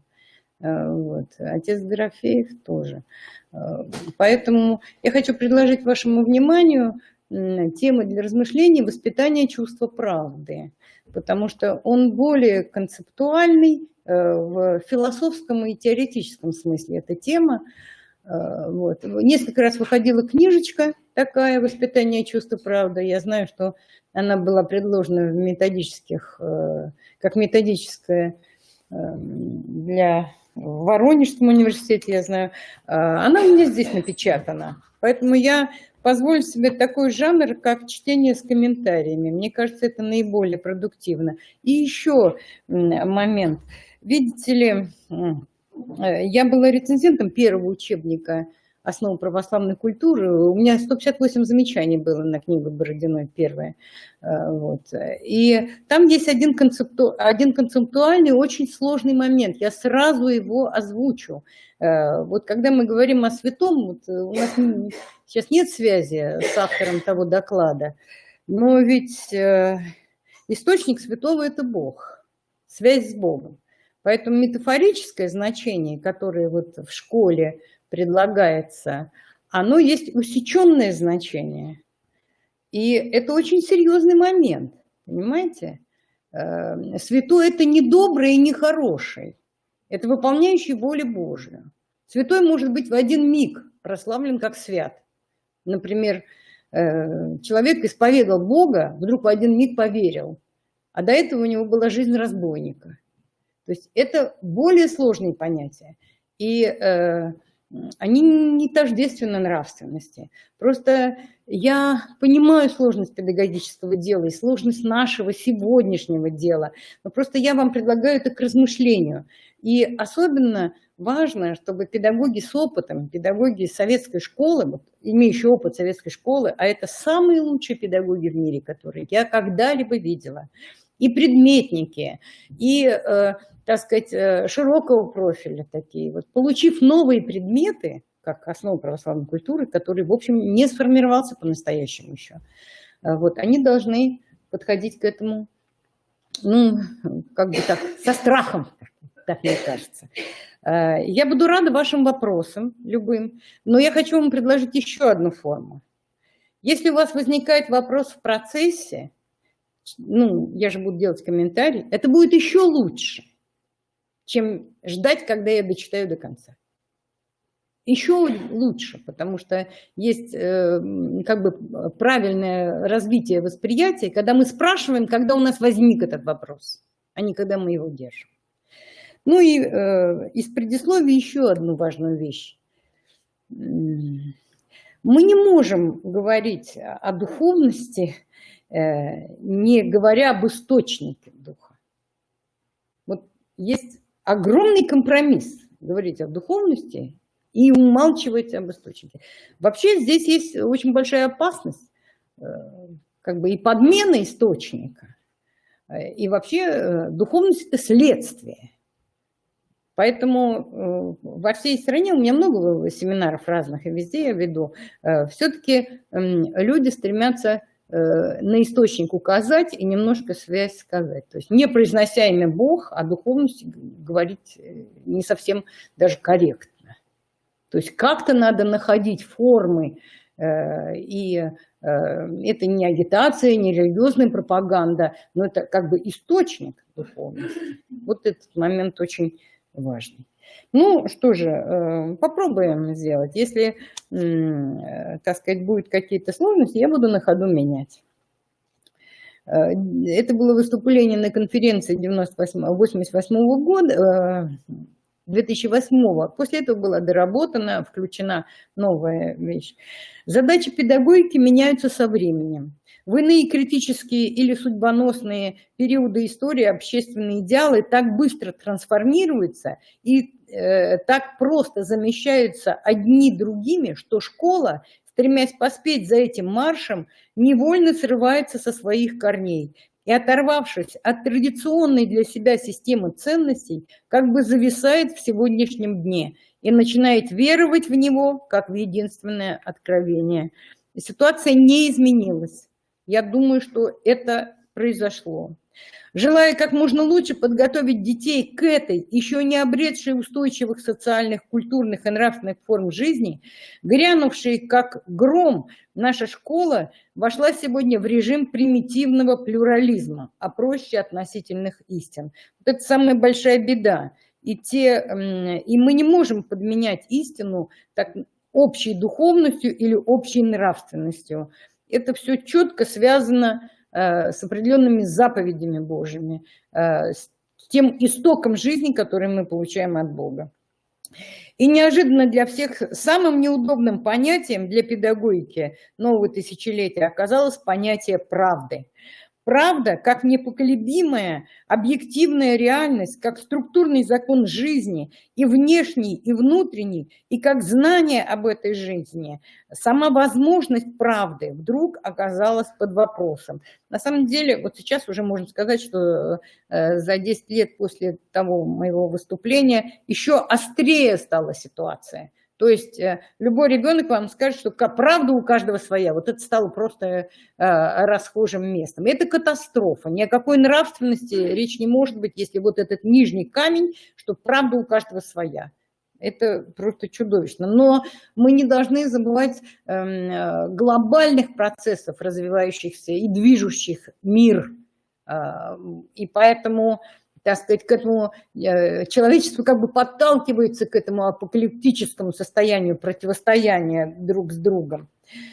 И в этом смысле очень важно решиться на правду, решиться на вот эту определенность. Вот здесь для педагога требуется мужество, потому что значительно безопаснее и удобней вот эта ситуация множественных истин. Но подменив, ну я уже сказала, нравственность нельзя построить ни на чем, кроме истины.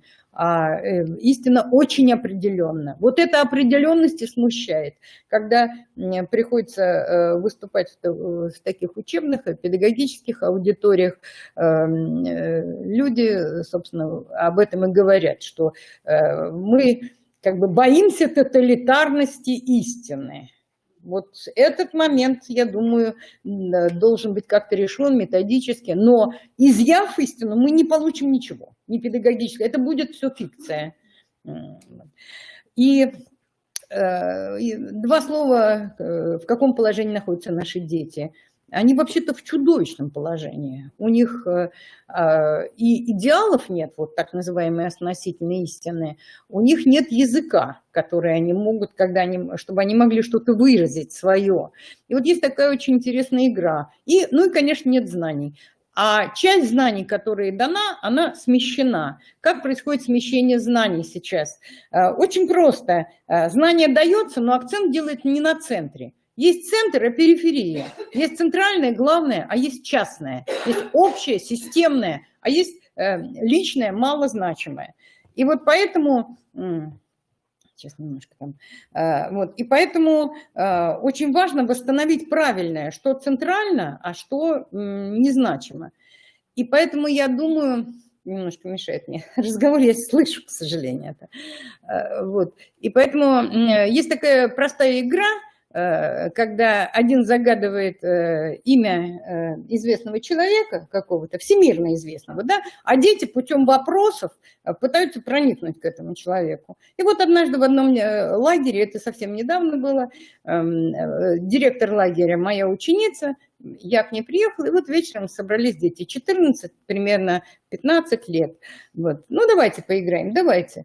Загадала я всемирно известного человека, они не могут задать вопрос, они не понимают, что такое область, никаким образом. То есть мышление отсутствует, то, что есть контекст, что человек жил в какое-то время, каким образом выстраивать вопросы. Нам надо начинать не с того, что мы в них какое-то знание загрузим, а чтобы мы их научили прежде всего, что понятие существует в контексте. И это прежде всего контекст жизни, контекст исторический, контекст личной судьбы. И вот мы с ними так начали двигаться. Время, когда жил тот или иной человек. Но ответ может быть да нет и отчасти. Значит, они должны мне задать вопрос, каким-то образом вот разделяющий время. Он жил до этого времени или после?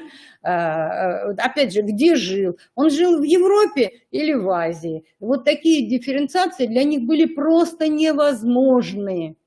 Вот этот срез показал, что, так сказать, ноль по предметам, ноль. Но они очень быстро усваивали. Когда бы я им показала, как делить время, как географию, они сбивались в словах, но они мгновенно это усваивали. То есть человек не теряет способности к мышлению, но надо это развивать.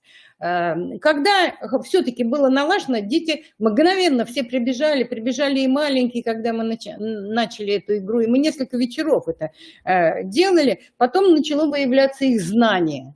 И это знание частности, ничего не значащее. Все знали, что у Петра I 36 или 37 размер ноги, а вот великие дела его совершенно выпадали из памяти. Почему? Да потому что учебные курсы построены таким образом, что они главное и периферийное меняют местами. И в этом смысле это курсы, разрушающие сознание. И такого очень много. Я даже знаю, у нас просто писатель один, Певцов, вот его мама сделала учебник по истории, весь построенный на этих казусах, так называемый исторический казус. Ну, на языке юноши это так называемый прикол. Вот культура приколов у нас возникает, и юношество на нее, так сказать, реагирует, но я думаю, что педагоги должны просто препятствия поставить. И главное, и периферийное разделять в первую очередь, потому что страдает не отсутствие знаний, а именно неспособность к мышлению. А неспособность к мышлению – это страшная вещь. Наступает определенный возраст, особенно вот во время половой зрелости. Она, кстати, так сказать, нельзя сказать, что она сейчас раньше. Просто начинаются отношения раньше, а настоящая зрелость, она все-таки вот в этой возрасте 15-17 она идет. Так если до этого он не научится мыслить, дальше ему трудно будет мыслить. Он просто откажется. Это будет человек к одной кнопке. Это очень серьезная проблема. Именно советская школа не просто учила мыслить, она учила решать задачи, учила любить проблему, когда нужно будет... любая проблема, любой области. Вот способность к мышлению – это то, что мы можем заложить в ребенка. И я думаю, что должны закладывать независимо от ветров, которые дуют на той или иной территории. И союзник нам в этом – та любовь к правде, которая живет в душе человека. Она живет, и он, когда маленький, он ищет этого. Он не ищет фэнтези, он не ищет каких-то сказок. Ему нужна правда о жизни. И это правда в его душе, и это правда та, которая есть и вовне. И прежде всего, вот что такое правда? Вот ответ у каждого своя правда очень, конечно, страшен. Вот. Но интуитивно они как бы чувствовали, что она есть, что надо к ней двигаться. И вот это маленькое упражнение, я думаю, если вы попробуете, он вам сразу даст картину, что с аудиторией. Ну и второй момент. Правда – это одно из имен Бога. Солнце правды называют Христа солнцем правды. Значит, у нас четкое указание, где мы можем читать о правде, что-то, откуда она исходит. Это, конечно, Библия, священная книга человечества, которая фактически у нас нет другой культуры, кроме православной христианской. Русская культура насквозь не духовна, а православно. Это очень важно понять. Потому что духовность – это некоторое общее представление. Но мы иногда заменяем слово, но смысл именно такой. Ценности именно церковно-православные христианские, не католические. И этим пронизана вся русская литература, и даже музыка этим пронизана. И даже та удивительная вот у Чайковского, как бы музыка говорит, вот даже вот это насквозь передает, так сказать, ту основу нашей культуры, которая сейчас, именно сейчас разрушается. Вот, поэтому правда – это тот камень, на котором много можно выстроить. А вот несколько цитат. Итак, мы заблудились от пути истины, и свет правды не светил нам, и солнце не озаряло нас. Книга «Премудрости Соломона», 5 глава, 6 стих. Но ведь это просто про нас сказано.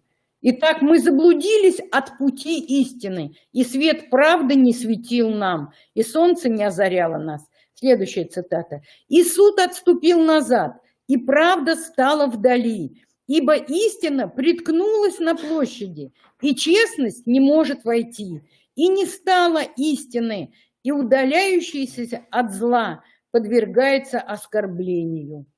Непостижимая вещь.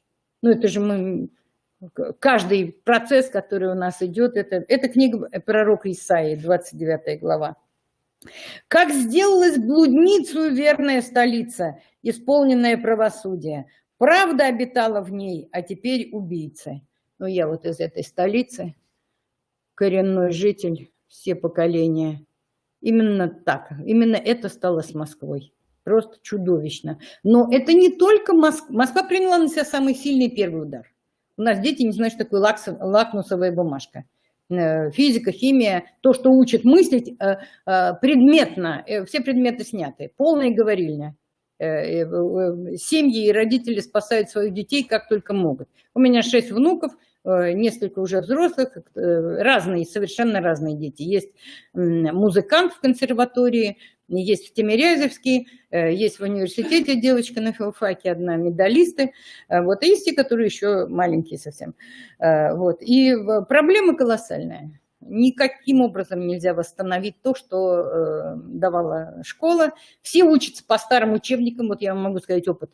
Родители выискивают старые учебники советские, копируют их и предлагают детям, как дополнительное, конечно, не может вести. То есть идет спасение мышления, спасение той способности, которая, если не будет развита, человека не получится. Что предлагается взамен мышления? Взамен предлагается алгоритмические соединения определенных понятий. То есть одно понятие можно назвать это концептом, как угодно. Второе понятие, и вот эта некоторая вереница понятий не предполагает ее включение в больший и больший контекст. А вот, например, очень важный момент, но я привезла методические же еще работы здесь, семинар, и ленту времени, например. Дети принципиально не понимают, что это такое лента времени, что событие существует во времени. И можно выстроить эту ленту времени как некоторую такую именно лестницу. Ну, вот можно говорить о бессловесии, которое накрыло сегодняшнее юношество, но бессловесие при бесконечном пустоговорении. Вот для меня, не только как для педагога, но как для писателя, это катастрофа, потому что пустое слово, оно не безопасно. И вот это наполнение пустотой и бесконечные такие ничего не значащие вещи очень опасны, к ним привыкают. Правда иная. Она не многословна, но она точна в слове, и она насыщает сердце.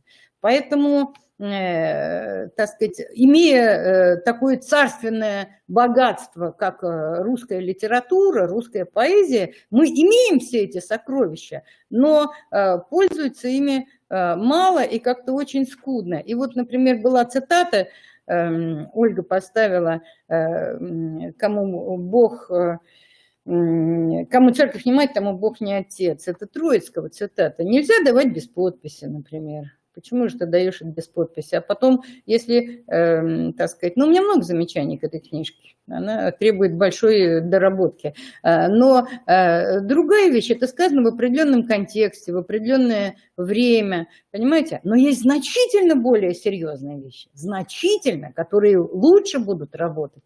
Вот. И они все открыты. Поэтому я думаю, что педагогам, работающим по определенным, надо расширять эти контексты. Потому что вот это пустоговорение, это такая знаете, такая бацилла, которая войдет в человека, и дальше он будет удовлетворяться этим говорением. Не случайно, например, в первой христианской школе, которую организовал Климент Александрийский, он риторику выбросил из программы.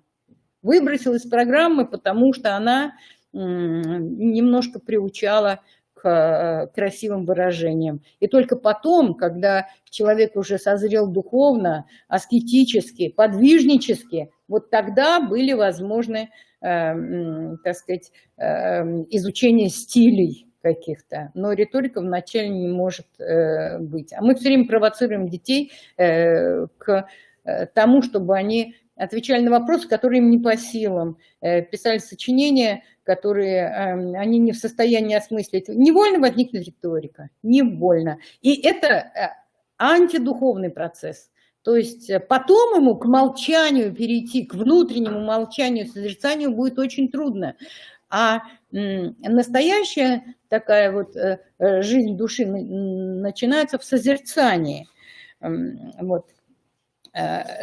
Правда может быть разложена на несколько ветвей таких, очень важных и, в общем, всем понятных. Например, правда понимания жизненных процессов и явлений. Это тоже правда. И этому тоже учитель учит в школе, потому что мы все время даем как бы комментарий к жизни. Не только у нас предмет литературы. Воспитание – это, конечно же, соотнесение с жизнью, чтобы человек мог с этой жизнью соотнестись. Ну вот несколько цитат, посмотрите. «Правды, правды ищи, дабы ты был жив и владел землею, которую Господь Бог дает тебе». Вот призывает Священное Писание, книга Второзакония. 340 раз слово «правда» с однокоренными словами употребляется в Библии. То есть для нас это путевая дорога, нужно только туда глянуть. «Благословляйте Господа правдой и превозносите царя веков». Это Товия. «Когда я взываю, услышь меня, Боже, правды моей». То есть вот одновременное понимание и Бога, и правды. «Воздвиг от востока мужа правды», Исаия. «Тебе кланяйтесь, и солнце правды». Ну вот я уже начала с этого, солнце правды. Я думаю, что педагоги не должны бояться этого, даже если их личный духовный опыт как бы не привел их еще к открытию каких-то сокровищ, но мы можем этим воспользоваться, понимаете? Если даже мы еще не полностью, наше сердце туда расположено, мы можем этим воспользоваться для цитаты, мы можем воспользоваться для того, чтобы обогатить то же самое наше учебное пособие, доставить материалы более серьезные и более духовные.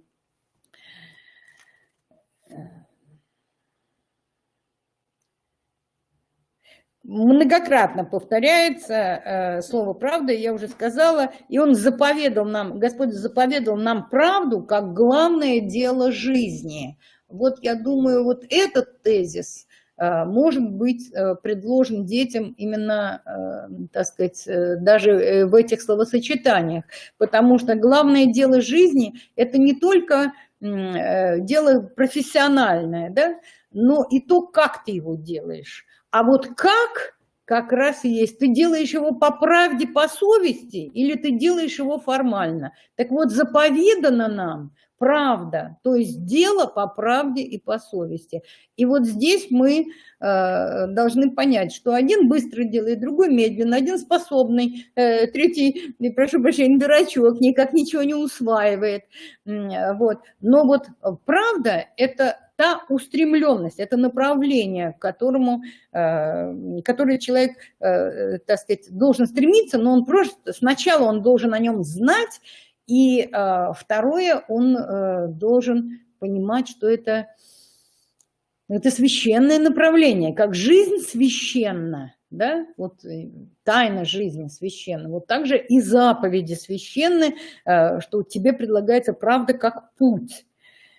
Начало, дальше цитата, «Начало доброго пути – делать правду. Это угоднее пред Богом, нежели приносить жертвы». Ну вот смотрите, начало доброго пути – делать правду. Книга притчей. Ну, чем это не педагогический момент, который можно и подписать, и указать.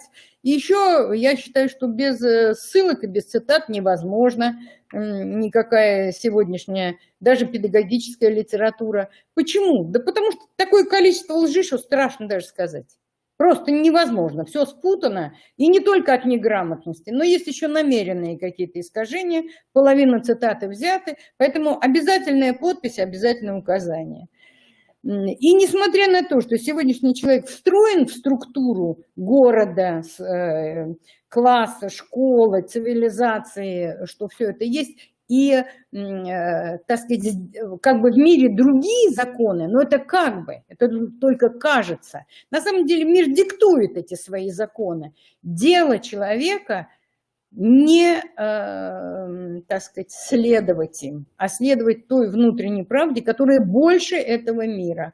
Вот здесь мы находимся в постоянном противоречии, есть даже такая поговорка: мир учит одному, а Бог другому. Но у педагогики нет другого выбора, мы должны спасать душу, то есть спасать вечное. Вот. А сегодняшний мир чрезвычайно агрессивен, он несопоставим с тем миром, который был 50 лет назад. Вот. Он не поддерживает в человеке вот эти тонкие структуры, и поэтому это легло на плечи педагогики, которая взяла одновременно на себя и духовное просвещение. Не следуй за большинством назло и не теряй тяжбы, отступая по большинству от правды. Ну, это просто нам вот цитата, это книга Исход, 23 глава. Вот. Это, конечно, очень важно, потому что когда цитата вот имеет такую многовековую историю, то словосочетание запоминается, и оно рождает в человеке свои отклики. У меня был даже такой опыт, ну, я привезла сюда мастер-класс каллиграфический, вот, и вот одна девочка, просто в этом году это было, вот пословицы и поговорки, вот там какую-то пословицу дали. А у апостола Павла есть такая фраза: богатство, я по-славянски скажу, аще течет, не прилагай сердце. Очень просто, все понятно. Фраза практически русская конструкция, аще тоже все понятно. Ну так загорелись дети, они все написали по-славянски. Но это каллиграфическое письмо, то есть широким плакатным письмом. Это огромный плакат фактически получился, такой длинный, знаете, как лозунги писали раньше. Богатство аще течет, не прилагай сердце. Вот. Столько радости получила девочка, и так этот потом плакат висел. Это очень педагогически, очень легко, а результаты потрясающие. Мало того, что навсегда она это запомнит. И вот тут идет не просто нравственное воспитание, а та связь с Богом, которая есть уже начало внутренней, несказанной молитвенной связи, которая является единственным, что дает человеку силы. Потому что ниоткуда больше сил ему взять невозможно. И дальше мы можем сказать, что вот это воспитание чувства правды, оно развивает комплексно человека. И прежде всего это развитие чувства правды. То есть вот у Флабера есть воспитание чувств. Да? Ну, можно было бы сказать, по-другому назвать эту книгу, если внимательно прочитать, то там идет не воспитание чувств, а показ того, как чувства совершенно разложились и стали как бы из чистых совершенно запятнанными. Вот. А вот чувство правды – это именно чувство, то есть нюх, обоняние, ощущение, что что-то вот правдивое, а что-то лживое.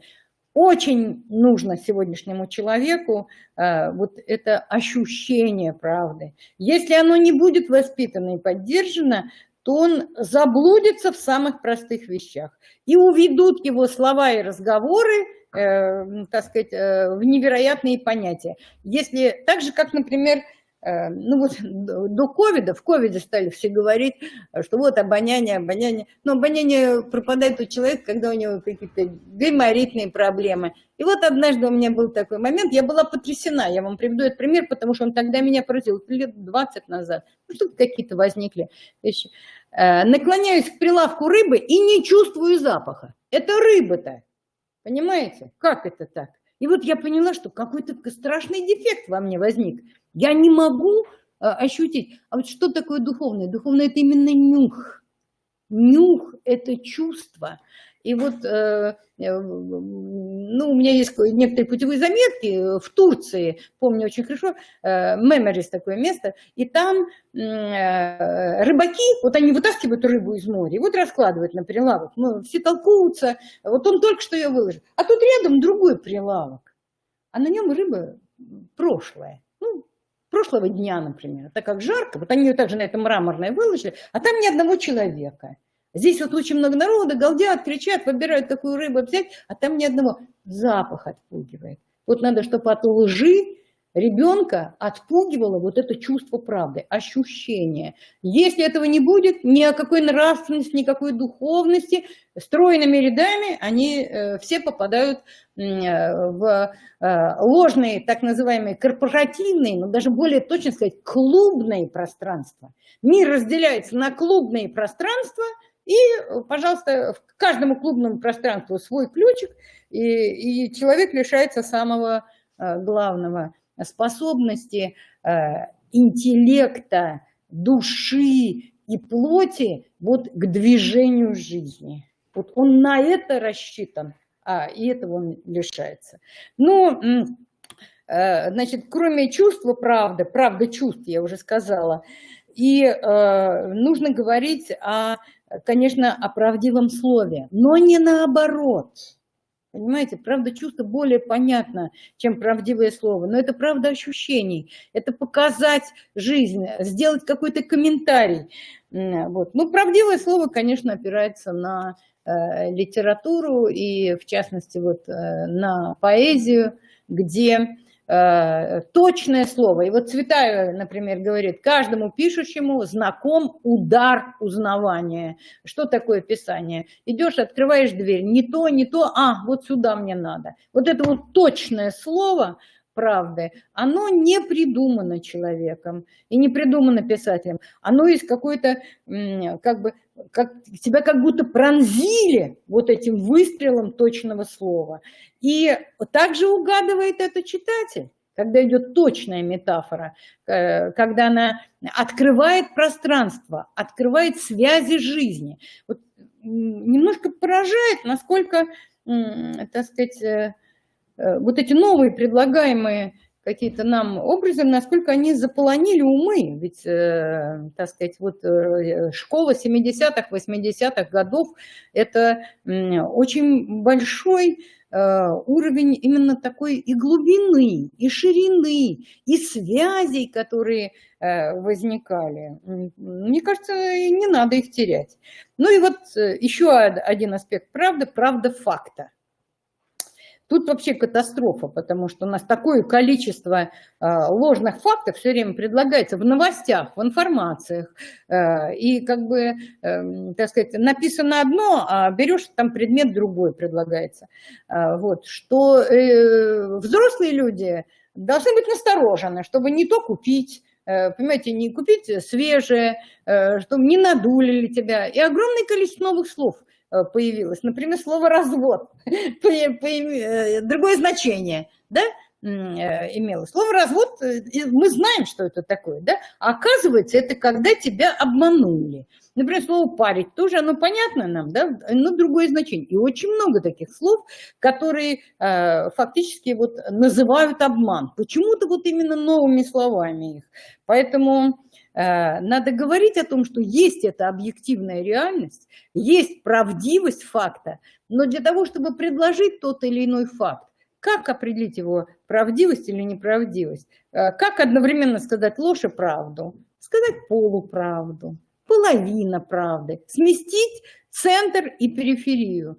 Так вот, научить детей, так сказать, видеть факт, видеть центральную ось факта, его связь с другими фактами в исторической действительности, я думаю, что это и духовная, и нравственная, и воспитательная, и какая угодно задача. Город правды, столица верная, это Исайя, цитата. Вот он, город правды. Вот наша страна должна быть городом правды. О, если бы ты внимал заповедям моим, тогда мир твой был бы как река, а правда твоя, как волны морские. Тоже Исаия, 48 стих. Надо сказать, что вот эта древняя поэзия, она столь метафоричная, и столь глубока, и столько в ней зарыто, что просто удивительно, что мало используют. Между прочим, в других, ну так скажем, национальных педагогиках она используется очень широко, вот, но не скрывается ее исток. Я думаю, что нам надо последовать этому.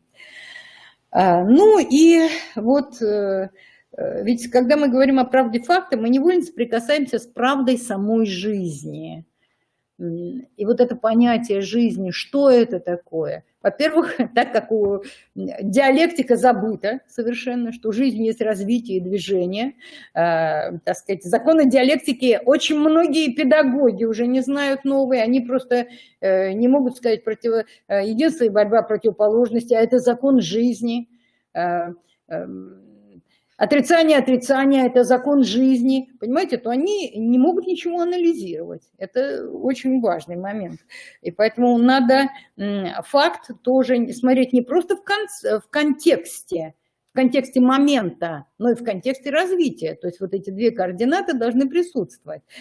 Жизнь составляет не только физические процессы и явления. Жизнь – это прежде всего встреча живых природных сил с творческой, эмоциональной и духовной силой человека. Вот здесь вот очень важно понять, что природа не отделена от нас, но мы работники в жизни, и происходит вот такое вот движение. Что-то по времени вы меня укажите на время. И сколько еще минут? Укажи. Все? Я просто хочу знать, есть? Нет, сколько минут? Замечательно. Все, и волноваться не надо, потому что книга есть, уже написана, понимаете? Когда новые тезисы, важно дойти до резюме. Здесь мы остановимся. Замечательно. Вот, значит, правда, факты еще связаны с чувствованием живого пространства.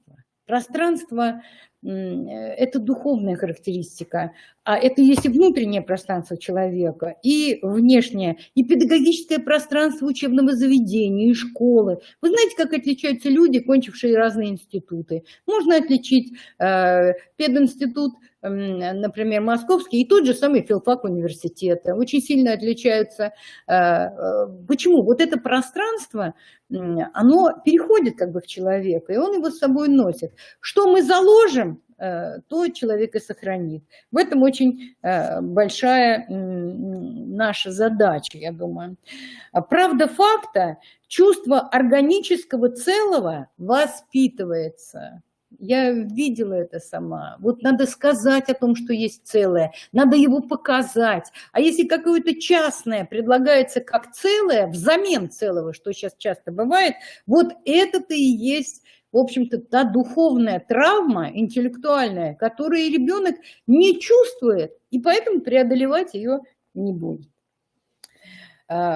Ну, что могу сказать? Я думаю, что она будет полезна вам, если вы ее прочитаете. Но давайте теперь к самому такому острому перейдем моменту. Это интеллект, та драма, которая произошла с интеллектом. Не только с мышлением. Мышление – это процесс. А вот интеллект – это как бы там вот эти вот IQ, да, мне иногда приходится говорить, я говорю, пожалуйста, придите вот туда, потому что вы повысите IQ аудитории. Ну, такая шутка, да, но не просто снижение интеллектуальной активности и способности, а как бы отказ от этой деятельности наблюдается очень активно. И здесь происходит расчеловечивание, потому что человек – это существо интеллектуальное, духовно мыслящее. Я вспоминаю не просто своих учителей. Ну да, у меня математическая школа была, это, конечно, большой был подарок. Потрясающие учителя химии, биологии, математики. Это такой интеллект, что мгновенно устанавливалась связь и с другими предметами, и с явлениями, и историями. И историей. Вот я думаю, что сегодняшний педагог обязан ни в коем случае не держаться за тот или иной учебник. Многие из них совершенно не проверены. Вот, и недостаточно глубоки.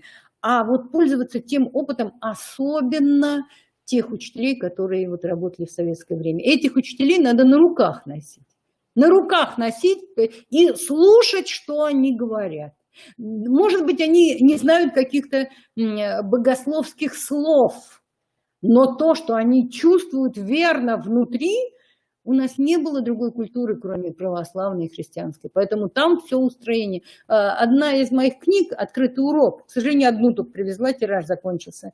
Там даже есть главка о вот этих, так сказать, понятиях и о жизни по Богу без наименования его имени. Собственно, и войну мы выиграли так, и вся культура, и все искусство, которое поднялось, и вот этот цвет русской культуры, это, конечно, заслуга вот этого времени, и эти люди это все помнят. Я уже произносила цитату немецкого философа Лаута, но это было вчера, не все эти люди, которые были вчера, я ее произнесу еще раз. Где-то год 86-й, Институт философии Москва на Кропоткинске, выступают цвет нашей философии интеллигенции, и профессор Лаут рассказывает там о каких-то явлениях, и потом говорит, судьба мира решается в России.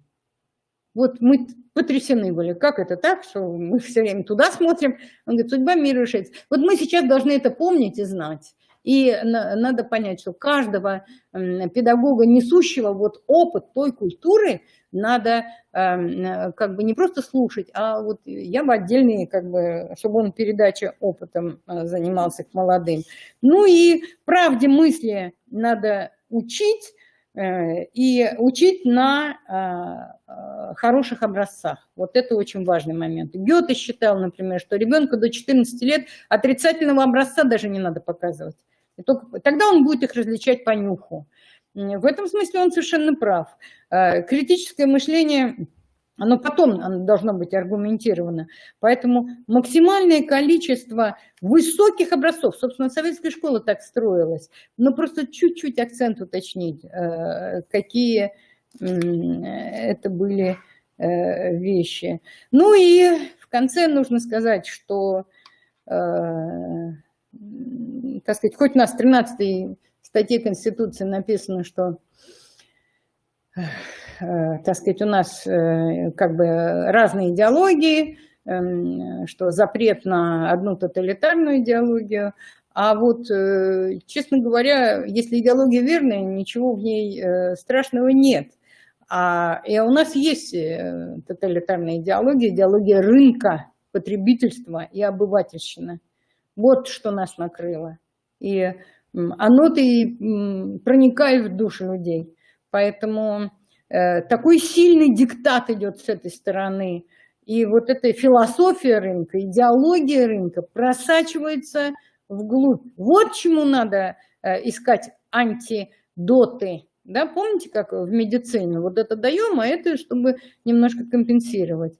Вот. И это очень серьезно. Вот эта проблема серьезная. То есть наше общественное пространство не способствует ни развитию, ни воспитанию чувства правды, ни сохранению интеллекта человека, ни сохранению самого вот человека как чудотворения. Понимаете? И тем самым фактически идет разрушение жизни. Ну вот, давайте мы на этом остановимся. Я надеюсь, что если вы, ну вот видите, почти к концу подошли. Вот видите, концовка очень правильная. В каждом сердце есть высшая тяга. Правду человек воспринимает как высшую тягу, как высшую возможность какую-то свою. Вот ее надо поддержать, конечно. И правда внешне, кто крепко держал я правду мою, и не отпущу ее, и не укорит меня сердце мое во все дни мои. Это книга Иова. Посмотрите, сколько нам цитат чудесных, и как они могут с этим работать. Ну, все, мои дорогие, благодарю вас за внимание. Если есть вопросы. Где можно найти вашу статью? В интернете сразу не получилось выйти на нее. Какую статью? А вот эту, которую вы сейчас По-моему, она есть. Да, на сайте, у меня есть свой сайт, lv-surva.ru.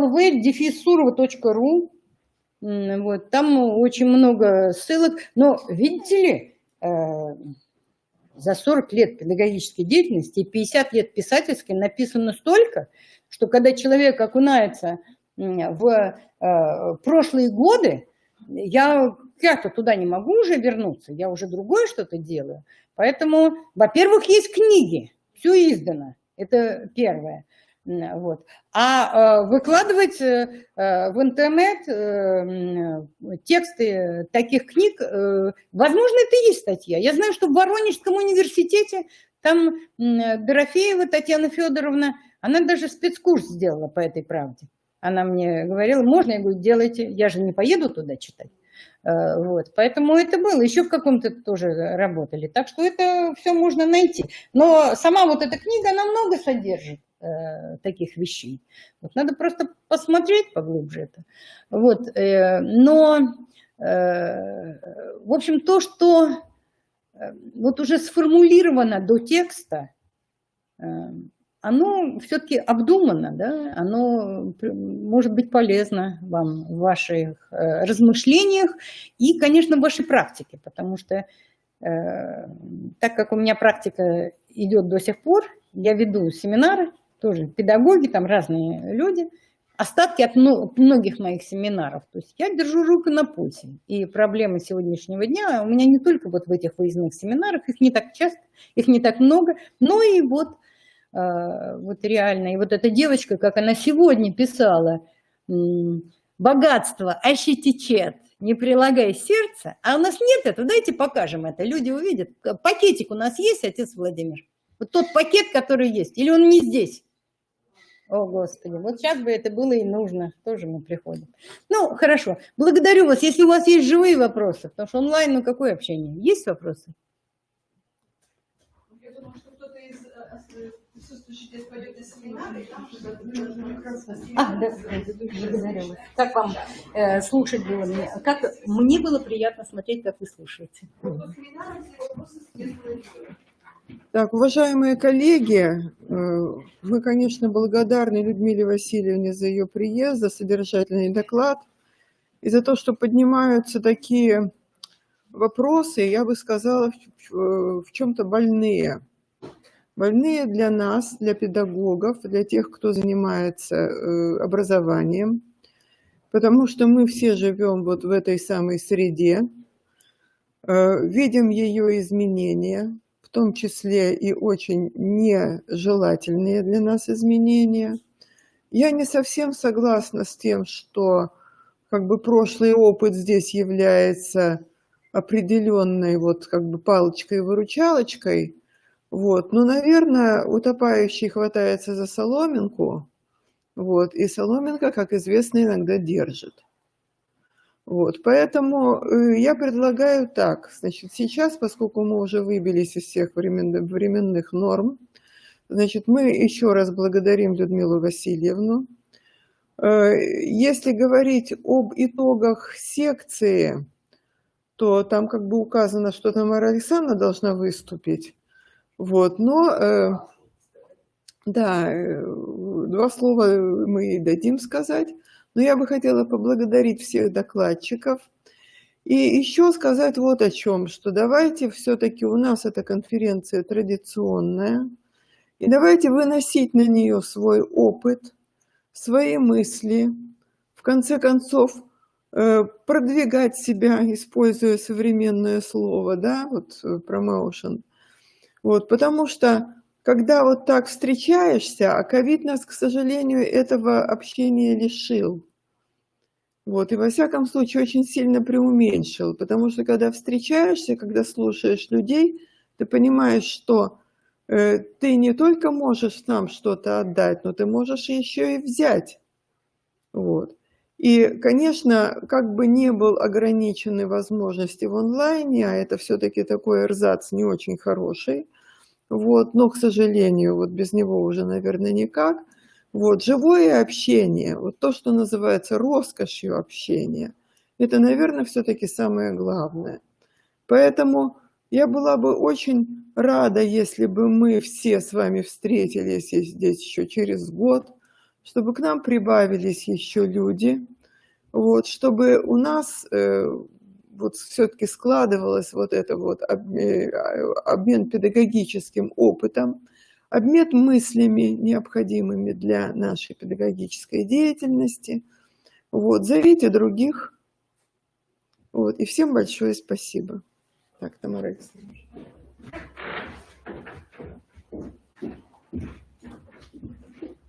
Ну, во-первых, я благодарю Наталью Станиславовну, что она нам помогла сегодня очень так профессионально дать анализ обобщения докладов, которые здесь прозвучали. И действительно, доклады были очень интересные, содержали в себе такой уникальный опыт. И я думаю, что тот, кто подключился, тот, кто не смог приехать на нашу конференцию, но участвовал в онлайн, он получил какое-то тоже свое удовлетворение. Хочу сказать, что доклады, которые у нас сегодня были представлены, мы их будем выкладывать на сайте нашего института в разделе конференции. Нет, не нашего сайта, а сайт образования. Открытое образование, вот, как раз вот в том разделе, где есть конференции. И я бы хотела еще сказать следующее. Тот, кто у нас сегодня участвовал в докладе, докладывал, он может получить сертификат спикера через свой личный кабинет. То есть вы заходите в свой личный кабинет, и там сертификат будет вас ждать после уже того, как мы завершим конференцию. И кроме того, хочу сказать, что некоторые доклады, которые выкладывались как стендовые, они сейчас уже находятся на сайте института, как раз на сайте конференции. Там у нас на слайдере есть ссылочка на сайт конференции. То есть там тоже можно найти эти доклады. Кроме того, я предлагаю участникам, кто у нас не получил программку, взять с собой еще программку. Не забудьте, пожалуйста. И я особенно хочу уделить внимание тому, что у нас сегодня действительно был очень интересный человек, который, ну, вы знаете, просто в таком скоростном режиме, то есть неожиданно вот появился на нашей конференции, это, конечно же, Сурова Людмила Васильевна. И она, вот меня она покорила вот с той глубиной содержания, которые есть и должны быть в православной педагогике. Мы, к сожалению, действительно очень часто, ну что ли, ведем себя толерантно и не говорим о нашем солнце правды, о нашем Боге, который и есть жизнь, который и есть духовность. Вот то, что она сегодня говорила, что она вчера говорила на конференции, и сегодня еще будет у нас семинар образовательный с часу до 18 часов, для учителей филологии, для учителей предметников ОРКС. Я думаю, что это еще больше укрепит в нас вот это понимание, сознание, что человек должен жить правдой. И я надеюсь, Людмила Васильевна, что наше с вами сотрудничество продолжится. И у нас еще есть впереди очень много событий. Первое, что я вообще, как бы я планировала сначала, думаю, мы пригласим ее на наш региональный этап рождественских чтений, который мы ежегодно, регулярно проводим в 20-х числах ноября. Вот там тоже у нас есть такая конференция духовно-нравственного воспитания. У нас там есть в программе разные тоже образовательные семинары. И вот если бы это вот удалось нам сделать, да, я была бы очень рада, Людмила Васильевна, и там бы мы уже подготовились бы системно. Сейчас вот получилось так, что все учителя, которые очень бы хотели, они не смогли приехать, потому что у нас экзамены идут. Они сидят экспертами на экзаменах. То есть вот такая проблема вот именно вот в эти сроки получилась у нас. Ну, а в целом я тоже очень рада и благодарна всем тем, кто принял участие, кто помогал организации нашей конференции. И жду дальнейшего такого сотрудничества. Спасибо за внимание. Ну, да, людям сказать, что какие-то книги я привезла с собой. Да. Вот сейчас, почему-то не иду, там, я не знаю, сейчас ко мне пойдет.